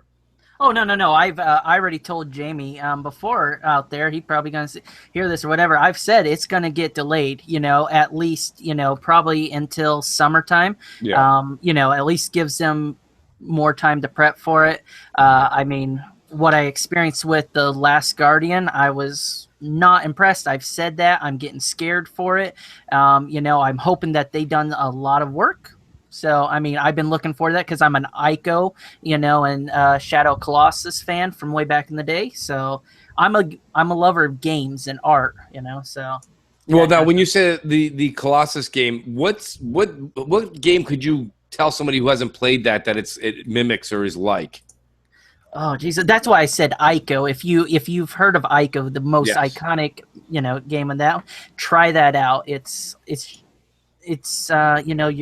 it makes you feel so small in this massive world. Why is it that Sony, the king of remasters, why is it they haven't taken some of their claim to fame games and made these things so you can introduce a customer like myself who hasn't played? They remastered those on PS3. Yeah, and that was the thing. Yeah, they brought him back on the PS3. Okay. But what's sad is, this generation, because they have amassed so many gamers, and they have the potential to reach a large fan base. It's like you're missing out on a great opportunity, and that's where Xbox stepped up. They're hitting the backwards compatibility. One of my favorites finally just came, the RPG, and then so I was just really excited that one finally, The Lost Odyssey, came about. So yeah, I'm a huge fan of that. Blue Dragon, great JRPG. So Xbox is killing it in that aspect because I don't have to pay 2 times for the same damn game that I have sitting on my shelf or I already own digitally in the cloud, which is masterful, because with the PlayStation, for some reason, my stuff didn't transfer over, so I lost a lot of my stuff in the PlayStation realm, which sucked for me, But at least the problem Xbox is, Doc, you mentioned all these great games. There's no time to play them all. Oh yeah, that's a huge problem, man. It's just killing me because I started balls deep in Forza Horizon 3, and then Gears launched on me, and then you got work, and it's like, shit, I've got more games coming out, and it's like, when do I have time to play everything? Yo, Doc, somebody just asked me in the chat what I'm playing tonight, and I was like, it's either Gears or Forza. I can't decide yet because I'm having that same issue as you, man. My bad, dude. Go ahead. No, I totally understand. It's crazy. And I mean, you know, I'm married. I got all this other stuff going on. And it's like, right. I know my wife's going to be like, all right, you know, go do what you want to do. Got an hour before we got to do our stuff. And it's like, shit, if I sit down and start playing Gears, I'm going to get sucked in. Or if I want to do Forza, and then that's 30 minutes later because I can't decide, you know. Well, that's it. Like I said, that was my biggest fear with all these games coming out in the fall. And I'm wondering, it'll never change because the fall is just a lot of money with the holiday, right? You know, Christmas, etc. But, like, I wish that some of these games would get, like, spread out through the year because, like, Forza, I haven't even touched Forza. And I bought it day one, and I'm like, listen, you said it yourself, Xbot. You're like, what do I play tonight, Forza or Gears? I'm not going to pass Gears up right now while it's just the hottest thing. Like, everyone's playing it. Everyone's talking. People are jumping in and out of chat. We're bullshitting. We're having a good time. Not that Forza should be, you know, it's not a second place thing. It's just that I feel like there's too much going on. There's the back compat games. There's that. Luckily, I don't care for indies very much, so I don't really have to worry about that. You love indies. Yeah, I'm a huge indie fan. I'm wearing an indie T-shirt right now. No. Fucking indies. I can't play. But I said that to you, Crap, a while back. What do we got? We got Dryer. For spending all that time on Mass Effect Andromeda. Jamie will be happy. So what the fuck is Voodoo Vince? Exactly. Oh my God. Are you, okay, come on, please. Doc, I'm with you, Doc. I already can hear it. That is a fan favorite, bro. I mean, OG all day. Oh. Yeah, you know, I'm kind of with Mooch on this. I'm like, what is this? Okay, this is really for the fans. If you guys remember back, I forget what that character on the PlayStation was that had the heart boxers that wore around, and he fought skeletons. You know, it came about the same time, I believe. And so this was kind of Xbox's answer to it. And it's a fun little masterpiece. I mean, give it a little bit of time, even though we don't have time because we have a lot of games.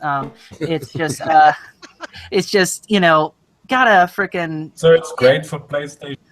Well, it's great for every gamer, and I know it holds a special spot in Phil's heart, and so, you know, I'm really excited to see this one actually come again so people can actually get the chance that missed OG Xbox. Basically, it's a 3D platformer with a twist, all right? The 3D platforming is done really well, but the twist is you are a voodoo doll. To take out the enemies that are around you, you actually have to do, and it's in a comical way, you do damage to yourself. All right, that is the cool thing. I remember the biggest memory I have with that is making a cow appear above my head, and the cow just dropped on me, and it cleared out everybody that was in front of me because it was one of those big things to do. It's one of those comedy type games that is good for both children and adults. Mm-hmm. You know, you have something. Yeah, but you know what? And that was a great sales pitch. But here's where I got to kind of pop the balloon. Yeah, it's one of those. It's here's where you're wrong, buddy. My only problem is that some of these games, even when they're remastered, they still have the mechanics of 2005. My point being is that this game, when I played it back in the day. Same thing like, all right, ready? Let me give everyone else another example. Everyone's like, oh, Mooch, you haven't played Viva Pinata. You're crazy. You gotta play Viva. I played Viva Pinata. It's a classic. Okay. I love Viva Pinata, man. Viva Pinata. I almost took my eyeballs out using a spoon. I was fucking bored to tears. I love. Oh my God. I love smashing little animals with a spatula or whatever. Shovel, man. I get why people kind of liked it. It was, but I don't know. Some of this stuff, Doc, you're not used to this. I say nostalgia is a hell of a drug, and I think that we're all kind of, you know what I mean? I think we're all kind of lost on that. Like, you know, if I said to you, I want everyone on the panel right now and everyone in the audience to take a second. Think of somebody that you knew. This is only if you're in your 30s. Think of somebody that you haven't seen since high school. Anybody. Could be your friend, your ex-girlfriend, your ex-this, whatever, your friend. Doesn't matter. Picture that person. Picture that person. You know what they look like? They look like that stunning image that you remembered them last when they were 16 years old when you were in high school. You don't go, well, I wonder what this brought to them, and I wonder if they ever got this, and I wonder if they look hideous now, I wonder if they put on 65 pounds. You never say that stuff. You're just like, that's what I remember them. And that's what happens with these games that come back. People are like, I can't wait to sit down and play Voodoo Vince. Voodoo Vince was great. And it's like, then all of a sudden you play it and you're like, oh, yeah, I remember this. This sucked. And you're like, what the fuck? It's just like when you go to your 25-year or your 15-year or your 10-year or your 5-year reunion, and you're like, what the fuck happened to you? Holy shit, you got hit with an ugly pan. Now, You know what I see, mean? It's like, it's just like, I don't know. For me, I just think it's nostalgia. And then when you sit down, like Rare made our what is it? There, Rare Replay, and Rare Replay is an amazing value. It's an amazing value, but nobody's got fucking 65 hours logged in the Rare Replay, and you never will. It's nostalgia. I see what you're saying, and I think with Voodoo Vince, you know me, I'm not a big fan of remasters. All right, right. This is a game that was so long ago, and like Doc said, it's a game that's really close to Phil's heart. So I'm hoping that they are taking the time and kind of redoing everything, not necessarily just like an up-res type remaster, but go back in and bring it up to date. If they do that, I'll be happy. If they don't do that, they've already said that it's going to play exactly the same. If it is. It's just a remaster. Like for instance, I'm one of the few people who actually got the N64 simulator emulator on my Xbox One, right? Yeah. So I played the Mario N64 game, but the problem is the game is so clunky and unplayable for me that I just gave up. That's all I'm saying. It's not that when you and I have the problem I have with older games, if they're gonna remaster them, just make the gameplay feel modern at least. Yes. To someone like me, because if I'm gonna have to play a game and the camera angle is weird or something like that, then I'm just not gonna play that game. The good news, that's fair. Go ahead, Grab. Let me just say, the good news about Voodoo Vince is it handles like a modern platformer. He can double jump. He jumps around. There's platforms. It handles good. It's 3D. You know what I mean? It's a really good game. That's why they picked what the hell was that? I don't know what that was, but sorry. Bless you, Doc. Yeah. So I mean, look, they're remastering it. They're putting it out. It's going to be published on the ID at Xbox, people. So it's not going to be an expensive game. It's probably going to be like $20. Mm-hmm. Right. You know what I mean? Like, people can get it if they want. It's one of the good games from the original Xbox that's going to have achievements, and it's cool. There's a glaring need for platformers on the Xbox One. And so this will be a nice little thing for people. There's a glaring need for anime porn games, okay? And pigeon simulators. That will PSVR in business, though. Yeah, it might be actually, but I mean, listen. One of the guys in the chat, and his name is Joe Sinister. He should change it to Sinister Joe, but he's a fan. Good guy. I think his quote to me was, what did he say to me here? Oh, great gameplay never ages, Mooch. That's true. If you start with great gameplay. Now, you guys tell me, do you guys think Voodoo Vince is a great gameplay? Does it have great gameplay from its original game? I just played it recently because I just reviewed it not too long ago. So I think I was like, oh, hell yeah. I mean, next thing you know, I'm 4 levels in, and I'm like, this is fun. Okay. You know what I mean? That answers the question. That answers. Doc, what about you? You think this is something you're revisiting? Yeah, it's definitely something I'm revisiting, and I'm going to play a little devil's advocate because, people say, the controls come through, or, you say nostalgia is a dangerous drug to everyone, which is true because I still play a game from 1996, and it's something that I play at least once a week, and I play this game called Blood Omen Legacy of Kain. Wow. I love that game. I've beaten it probably 20, 25 times in that range, but it's something I just really love because it's just something about it, that encaptures me. No other game's really done that to me in my childhood, but Voodoo Vince, I've probably beaten 8 or 9 times, so I'm really excited to see it come to a high-def version. See, the only games, and crap. This is where I got to go back to my youth here. But like the only games I've beaten that many times when I said 8, 9, 10 are like all of the Mario's 1, 2, and 3. Even the Mario, Super Mario World, Super Mario, whatever it was, whatever launched with the Wii U, the first one that came in the red disc there. Super Mario Brothers. Even when we did the Year of Luigi. I beat all those like 3 or 4 times. The new ones and the old ones I've beaten, like you said, maybe a dozen.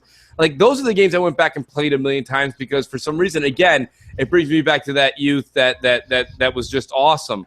But like the games of today, God, I even promised myself that I beat Quantum Break, and then I was like, I'm going to go back and play this again. And I started it to go down the other sequences, and I got like a quarter of the way through, and then I was like, oh, I'm going to play something else.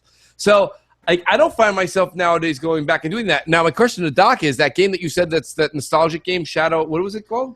It's Blood Omen Legacy of Kain. And it's that was the Soul Reaver series, if you've ever played the Soul Reaver series, sorry. But that was an original, was that a PlayStation game at first? Yeah, it was an original 1996 PlayStation. Then I believe it came out to Windows, and then it went to the GameCube. It did, and then. So you're playing it on PC now? No, I actually have my original PlayStation. So nice, Doc. So I'm very nostalgic. I mean, I still play my Sega Saturn. Well, that's why. Listen, you know what's funny? So when I do these podcasts, I do Xbox Nation, BGST. I get a lot of shit, Crossfire. I get a lot of shit on all these podcasts because, listen, you guys are all gamers. A lot of people don't realize that. Everyone here, we all get a lot of shit, but we've all been playing games since freaking the early 1980s. Hear me out. My point being here is this. A lot of people that write me on Twitter say to me, Mooch, I kind of agree with you with the whole nostalgia is a hell of a drug and blah, blah, blah. They believe in that because they're not really, like, into gaming as much as, like, some of us are. And I hang around with everybody that's so into gaming that when I say things like, I could give 2 shits about Voodoo Vince, all, like, the YouTube community hits me up like, how dare you say that? And I'm like, I'm sorry, I didn't mean it. I didn't mean to offend anybody. But, like, the public is like, yeah, I can do without it. You know what I mean? Like, I just think that, like you said, I think Craps actually said it today best. That's a fan service thing. That's for all of us. But, like, Jimmy, who's into gaming, that's 22, he's probably not picking it up. I'm speculating. I just think that that's more of, like, something for, like, us and not necessarily the hardcore. Well, next year's going to be the year of platformers. You're going to have ukulele making a comeback. You know what I mean? Like, you're going to start to see some stuff like that. But ukulele is going to take, what is it, banjo, and, like, make it, like, but what you said. Banjo, it's the spiritual successor. But it's going to have modern-day gameplay, which will be a little bit easier to handle. The mechanics will be better. It's handling just like Banjo-Kazooie, though. That's the spiritual successor part of it is the game. It's because it's made by former Rare. I played I played the first Banjo, right? Is that the one? The first Banjo is the one that's on Rare Replay, right? There's Banjo-Kazooie, and then Banjo. Yeah. Right. So I played Banjo-Kazooie when Rare Replay launched, and holy shit, that was almost like sitting on a bed of nails. Unplayable. Yeah. That was just an awful experience. I played it for a couple of hours with my son, and I was like, look, this is what it was like when I was little. And then at the end, I was like, when I was little, it sucked. Shut it off. Let's do something else. So, I don't know. Like, I know where you guys are coming from, and by no means am I bashing your personal opinion on it. I think it's great that you guys do like it because it keeps the era that we all grew up in alive, which is so important.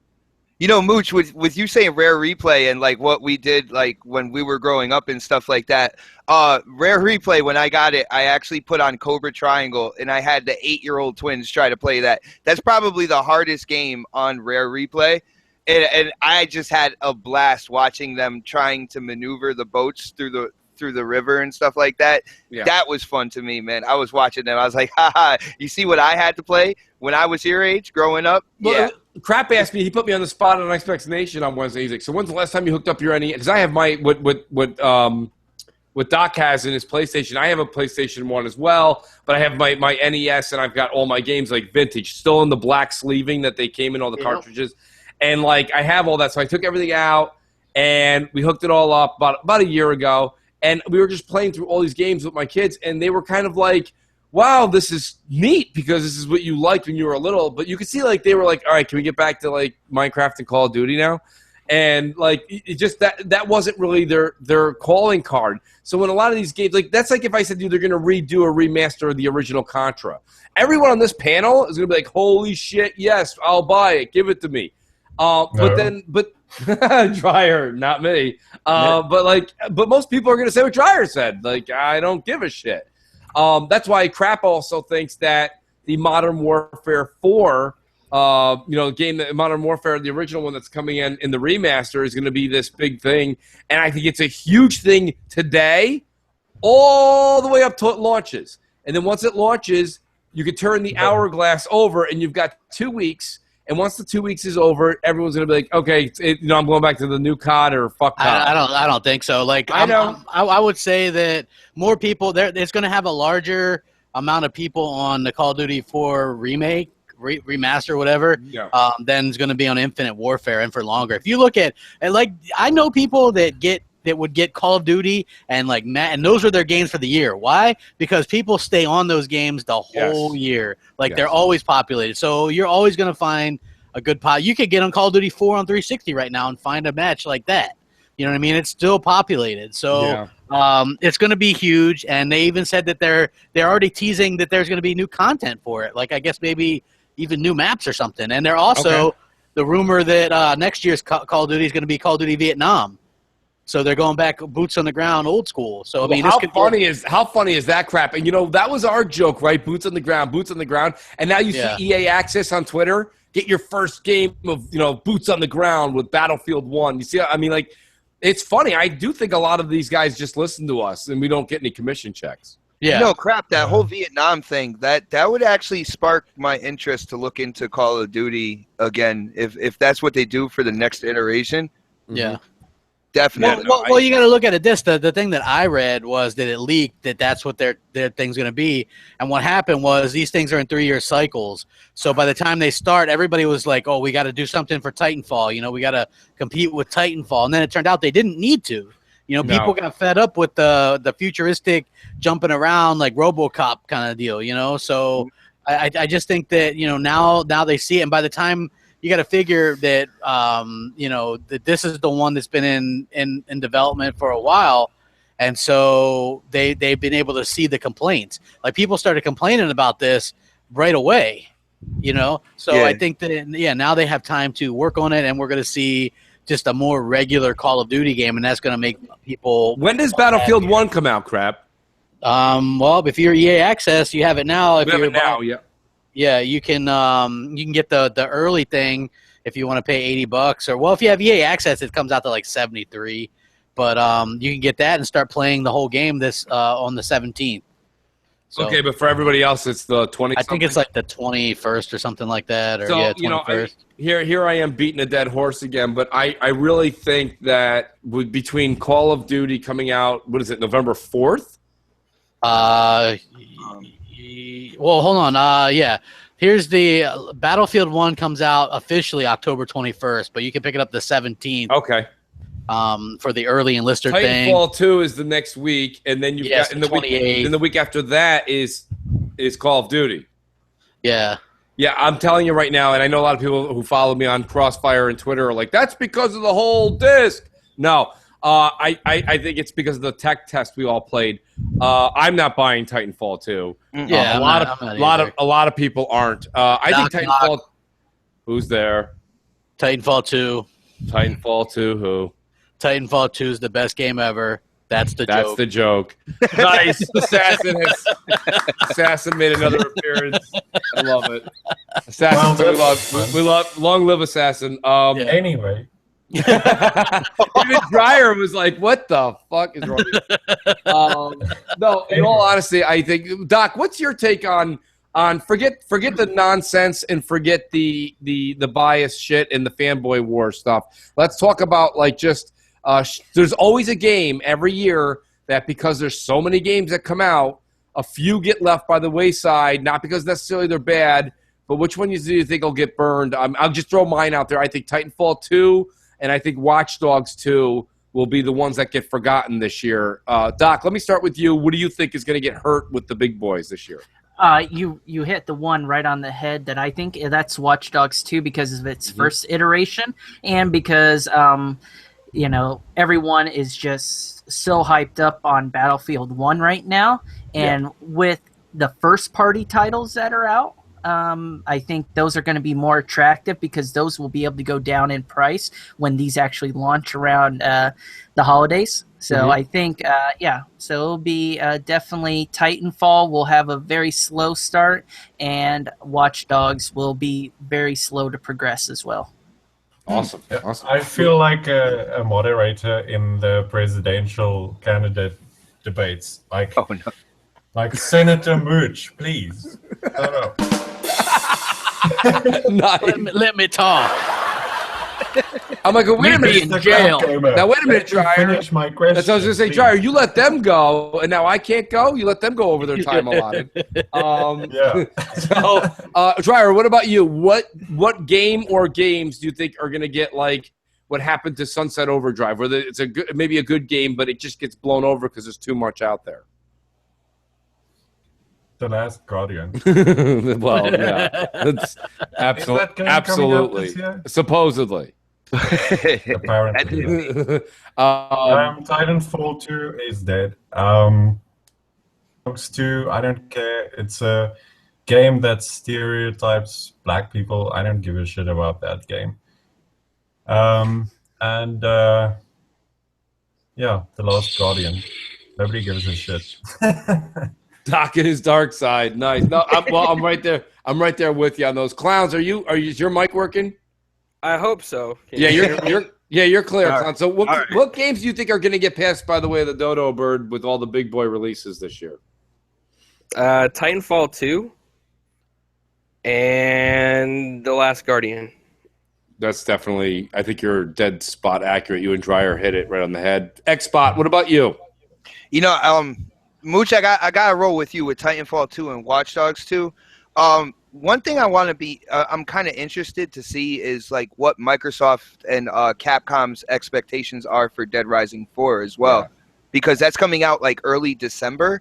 So it's an awkward place to put a launch for a game, in my opinion, especially around the holidays, because you don't get that Black Friday and all that good stuff. Did Clown say The Last Guardian? He said that's going to be like a. I'm not even shit, man. He said that's not going to do well. Yeah. Oh, okay. I thought he said he was looking forward to that. I was No, he's not. You know, crap, stop playing that Crate Simulator, man. It's destroying. Looking forward to the birdie. He's really But if looking forward to that. Microsoft and Capcom don't have like crazy high expectations for Dead Rising 4, I think it's gonna do okay on their standards.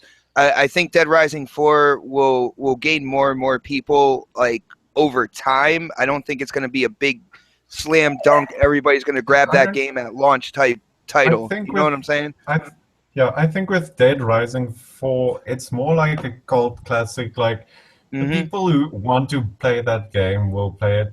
It's not one of those games wanna that play it, man. people are actually really excited for during the year, except for the fans. So sell what it will sell.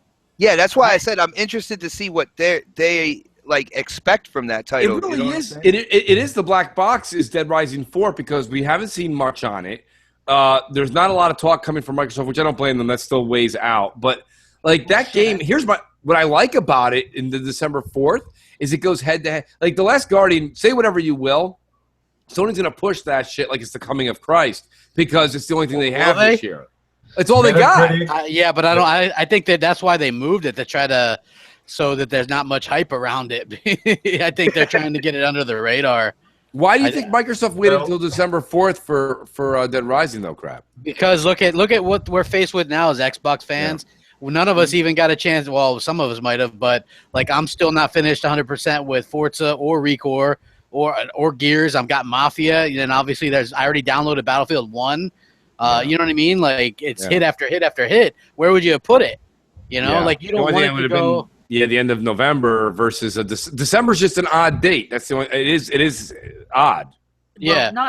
To be honest, it's not. Honestly, if you look at the industry sales standards, everyone thinks that Black Friday right there after Thanksgiving is going to be phenomenal, but it really isn't, to be honest, because it's the first, December 1st, right after that one, because most of America gets paid in that time frame from December 1st to the 5th. So you got to look at that. So, you know, you're going to miss the major rush of all that stuff. They're going to liquefy. They're going to get the major rush on their Gears titles, the Forza titles for the holidays, and then this new one, they're like, oh shit, we're paid. We can get this now, you know?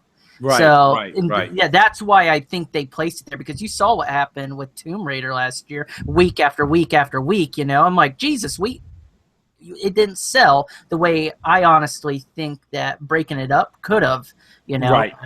Another point that I want to let people know is we all put these like imaginary or these thoughts or these things that people just say to us all our lives, and you start to believe it. But the say-all end-all is not Black Friday. You know, Doc said it right.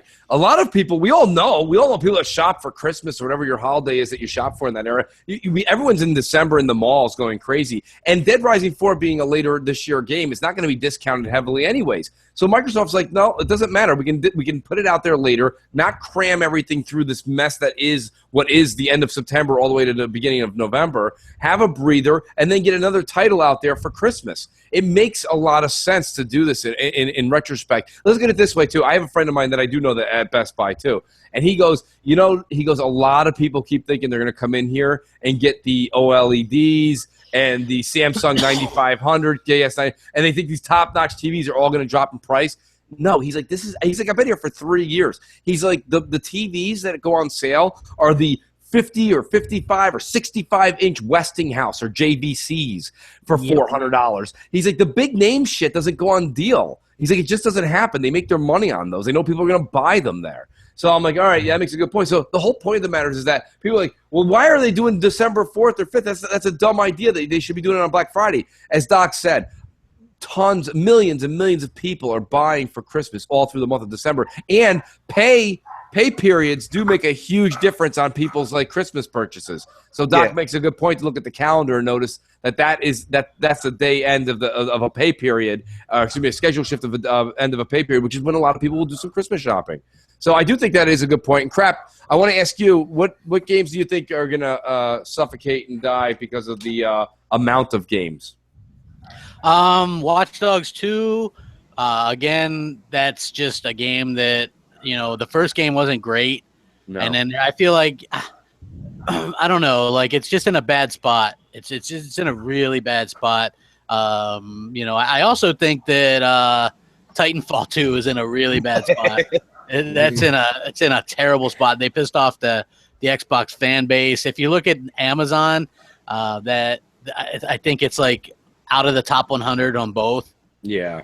So, I mean, Vince, here's my thing, and in case anyone's questioning what Crap's talking about, what he means is not the whole disc thing, is the game. They changed the game to cater to the masses. That's not the Titanfall game that everybody fell in love with in 2014.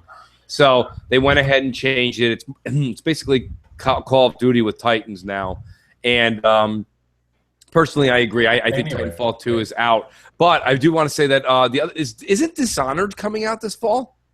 Dishonored 2? Dishonored 2? No. That's not this fall.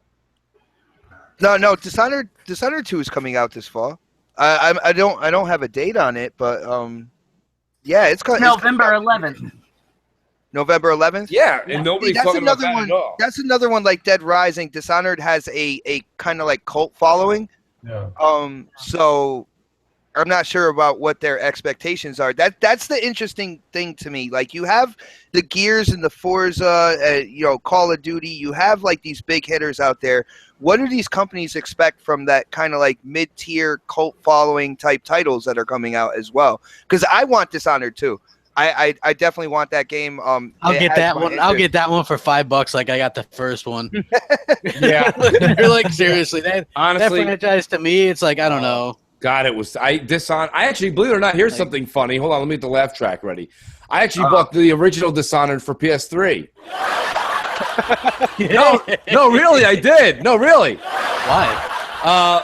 I don't know. I don't know. No, I can't. No. Let me answer that question. Doc will know this. So, like, when I do a lot of traveling, as well, and for work, and so I was never going to bring my Xbox because I was like, I'm not going to bring something I actually care about. I'll bring my PS3 and I'll bring that into the hotel room because then I can either play a game, whatever. So this was towards the end of the life cycle. I brought my PS3. This is 2012. And I was just walking around. I had some everybody after business meetings. This and that. We went out for dinner. I'm like, all right. On the way back, I just stopped at there was like a throughway mall there. Stopped in. There's a GameStop. I'm like, oh, look, Dishonored. Everyone's been saying this is really good. So I'm like, I'm here for a week. I'm like, I'll just pop that in and play on the PS3. Got it, played about 2.5 hours, and I went back the next day, and I was like, hi, I bought this used yesterday. I'm like, what are you going to give me if I just want to give this back to you and leave in disgrace? This is terrible. And they're like, you didn't like, and they're like, you didn't like it? I'm like, no, it's the most dreary.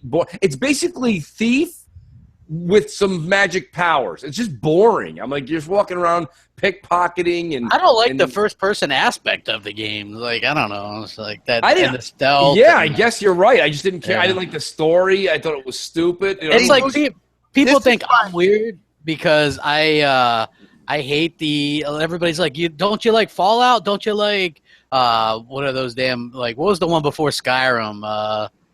Oblivion. Oblivion. I'm like, no, like, I don't like those first person views to those. With Skyrim, they fixed the third person view. I played the entire thing in third person. It felt natural. It felt good. When you go back and play Fallout in third person, or it just feels clunky and chunky, like it's not supposed to be that way. And so I have a problem with it. Like, for me, Skyrim was that first, like, real Bethesda game that I really liked, so that's why I'm going to get the remaster. You know what I mean? So, like, for the most part, I don't like those, like, first person. First person is good for shooters, but for, like, I even have problems with Deus Ex.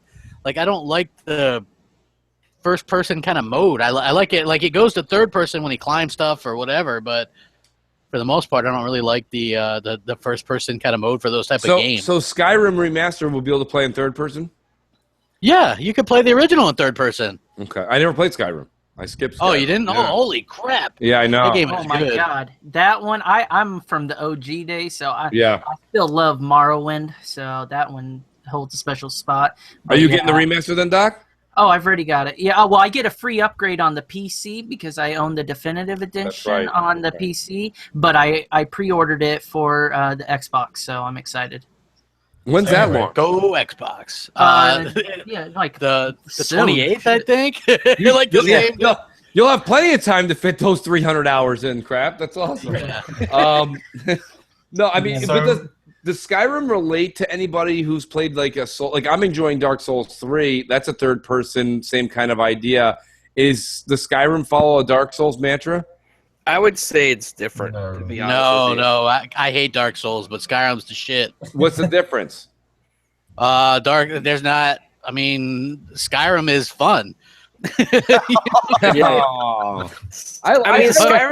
Dark Souls is good. Well, Dark Souls 3. I haven't played anything else. Skyrim's an RPG. Like from what I've seen of Dark Souls and stuff, that's not really like a true RPG. You know what I mean? Like, I don't know. Just for me, right. Skyrim is that real immersive world, and you get caught up into the story, and you know what I mean. It's just like it's very like that, and it's not. Yeah, it's like for me, it was amazing. Like I wasn't expecting to like it, and then I saw my brother playing it, and I was like, damn, I want to go out and get it.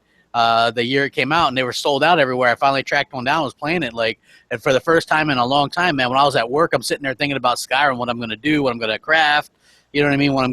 It was just like, it totally like controlled me for like weeks, you know, it was just like, it was amazing. I mean, I remember that era, and people loved it.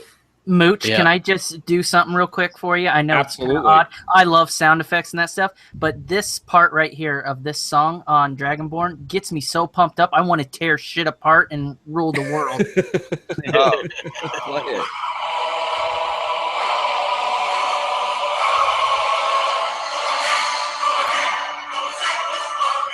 Oh yeah, let's get some, baby. Nice. Hey, you know, the only part that I'm gonna miss about the game is they're not gonna have the connect commands in there, because that was one of the big advantages to the 360 version. Was that they had. Now you can't like annoy your neighbors by blowing at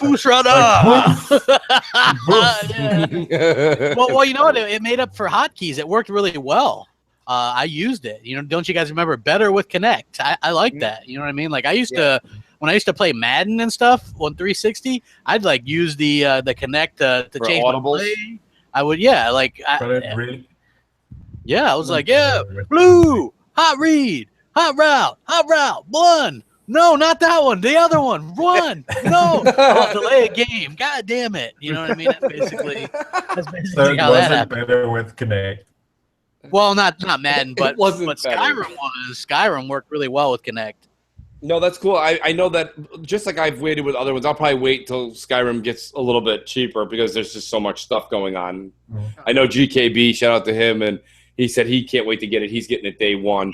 But I just don't know when you guys are going to be playing it because, I mean, I still have to go. I'm still waiting for BioShock Collection to go on sale because I'm going to buy that. And I got news for you. Yeah, I got that one for free. Just DM me your address. I got an extra copy at physical. It's just sitting around. I'll send it to you. Holy shit! He's mooching. Holy shit! All right, you made my day, Doc. That's it. The show's over, everybody. Good night. Yeah, okay. Look, Skyrim launches on the 28th.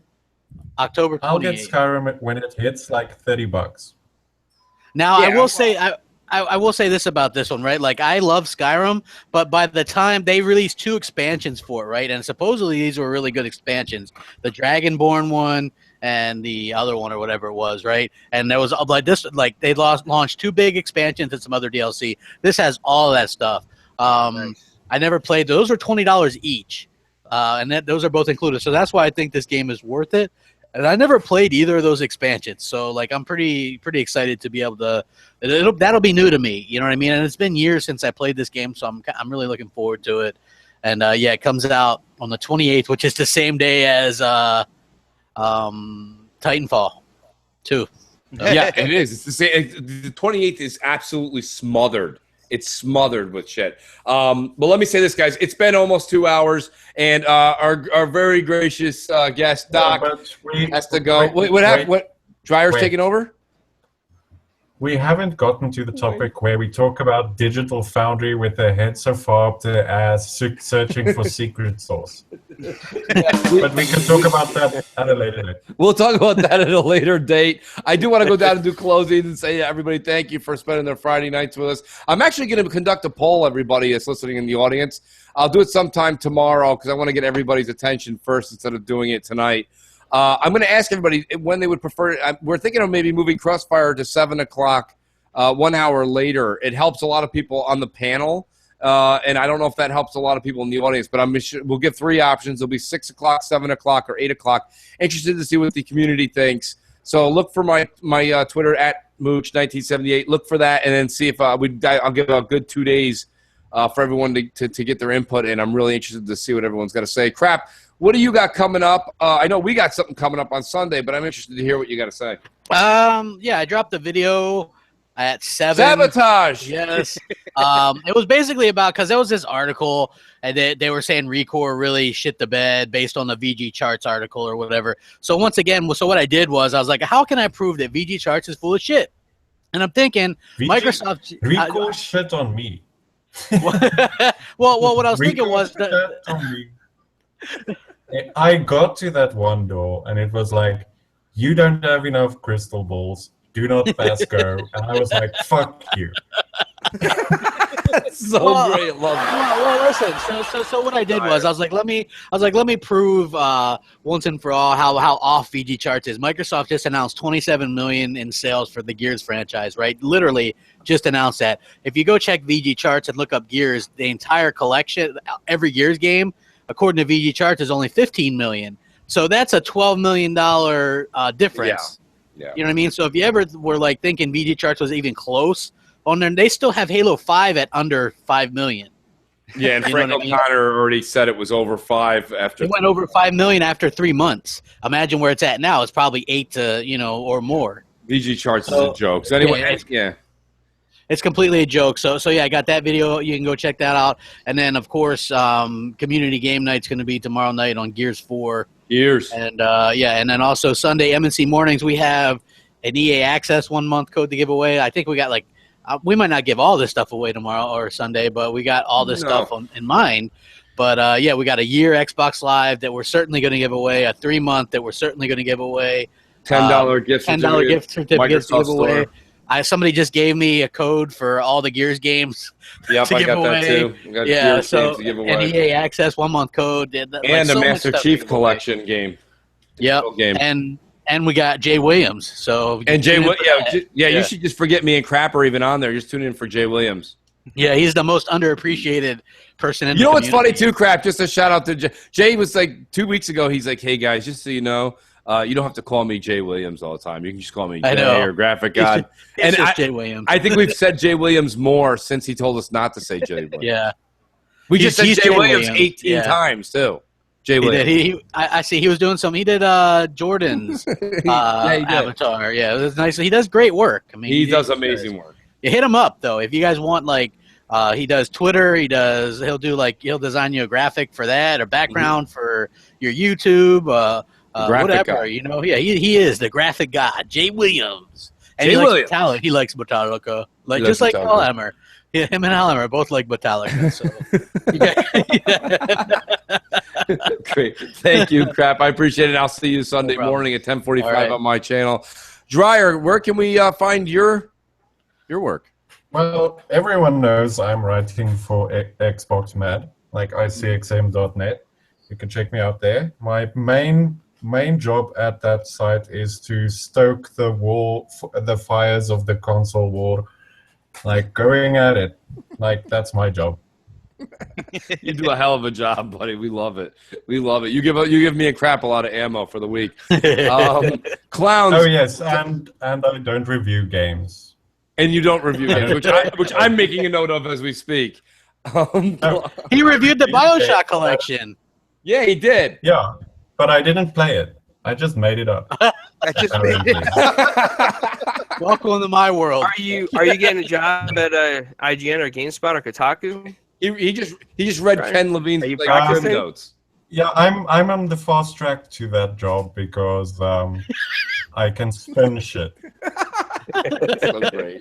I love He's Dryer. on the fast. Clowns, where can we find you, bro? And where can we know about Four Guys with Quarters?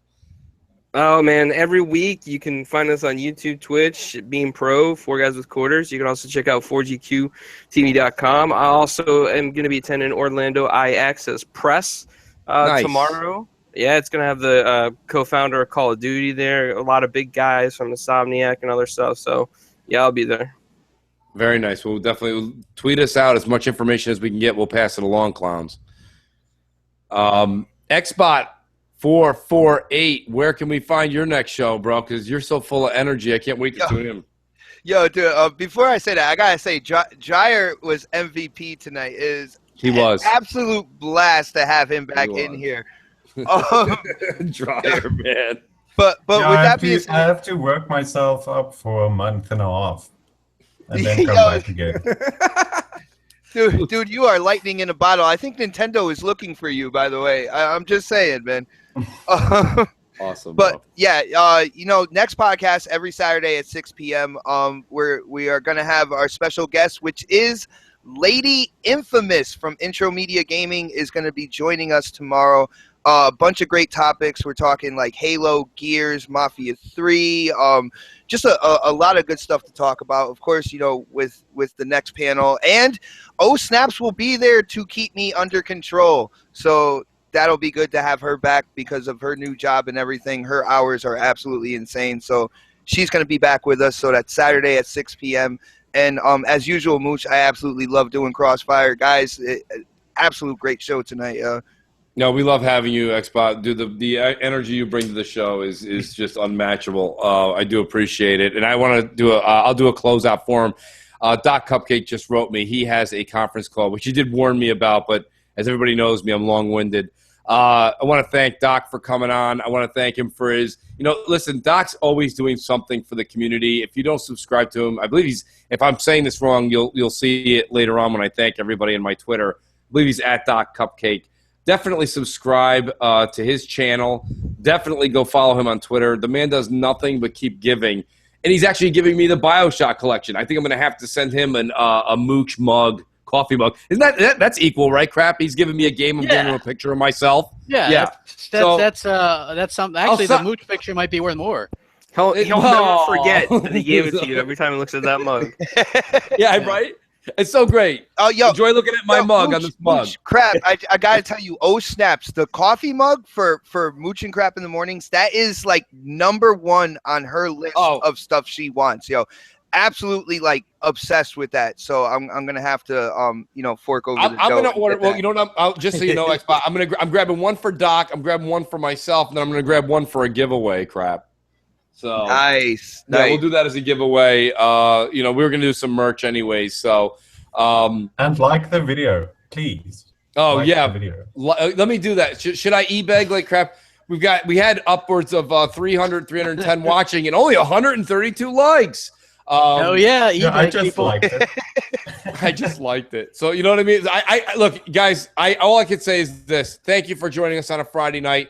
Please don't forget to tune in on Sunday morning, 10:45 on this channel. We're doing MC Mornings. It's MC Space Mornings on Skype. Call right now. Leave a voice message right now on things that are bothering you. Ask questions. Even if you're a Sony fanboy, then fanboy it up, man. Yeah. Get on there and talk some smack, and we'll play it. It doesn't matter. You know it doesn't matter. We want to get all ends. It's not just an Xbox. It's anything in gaming.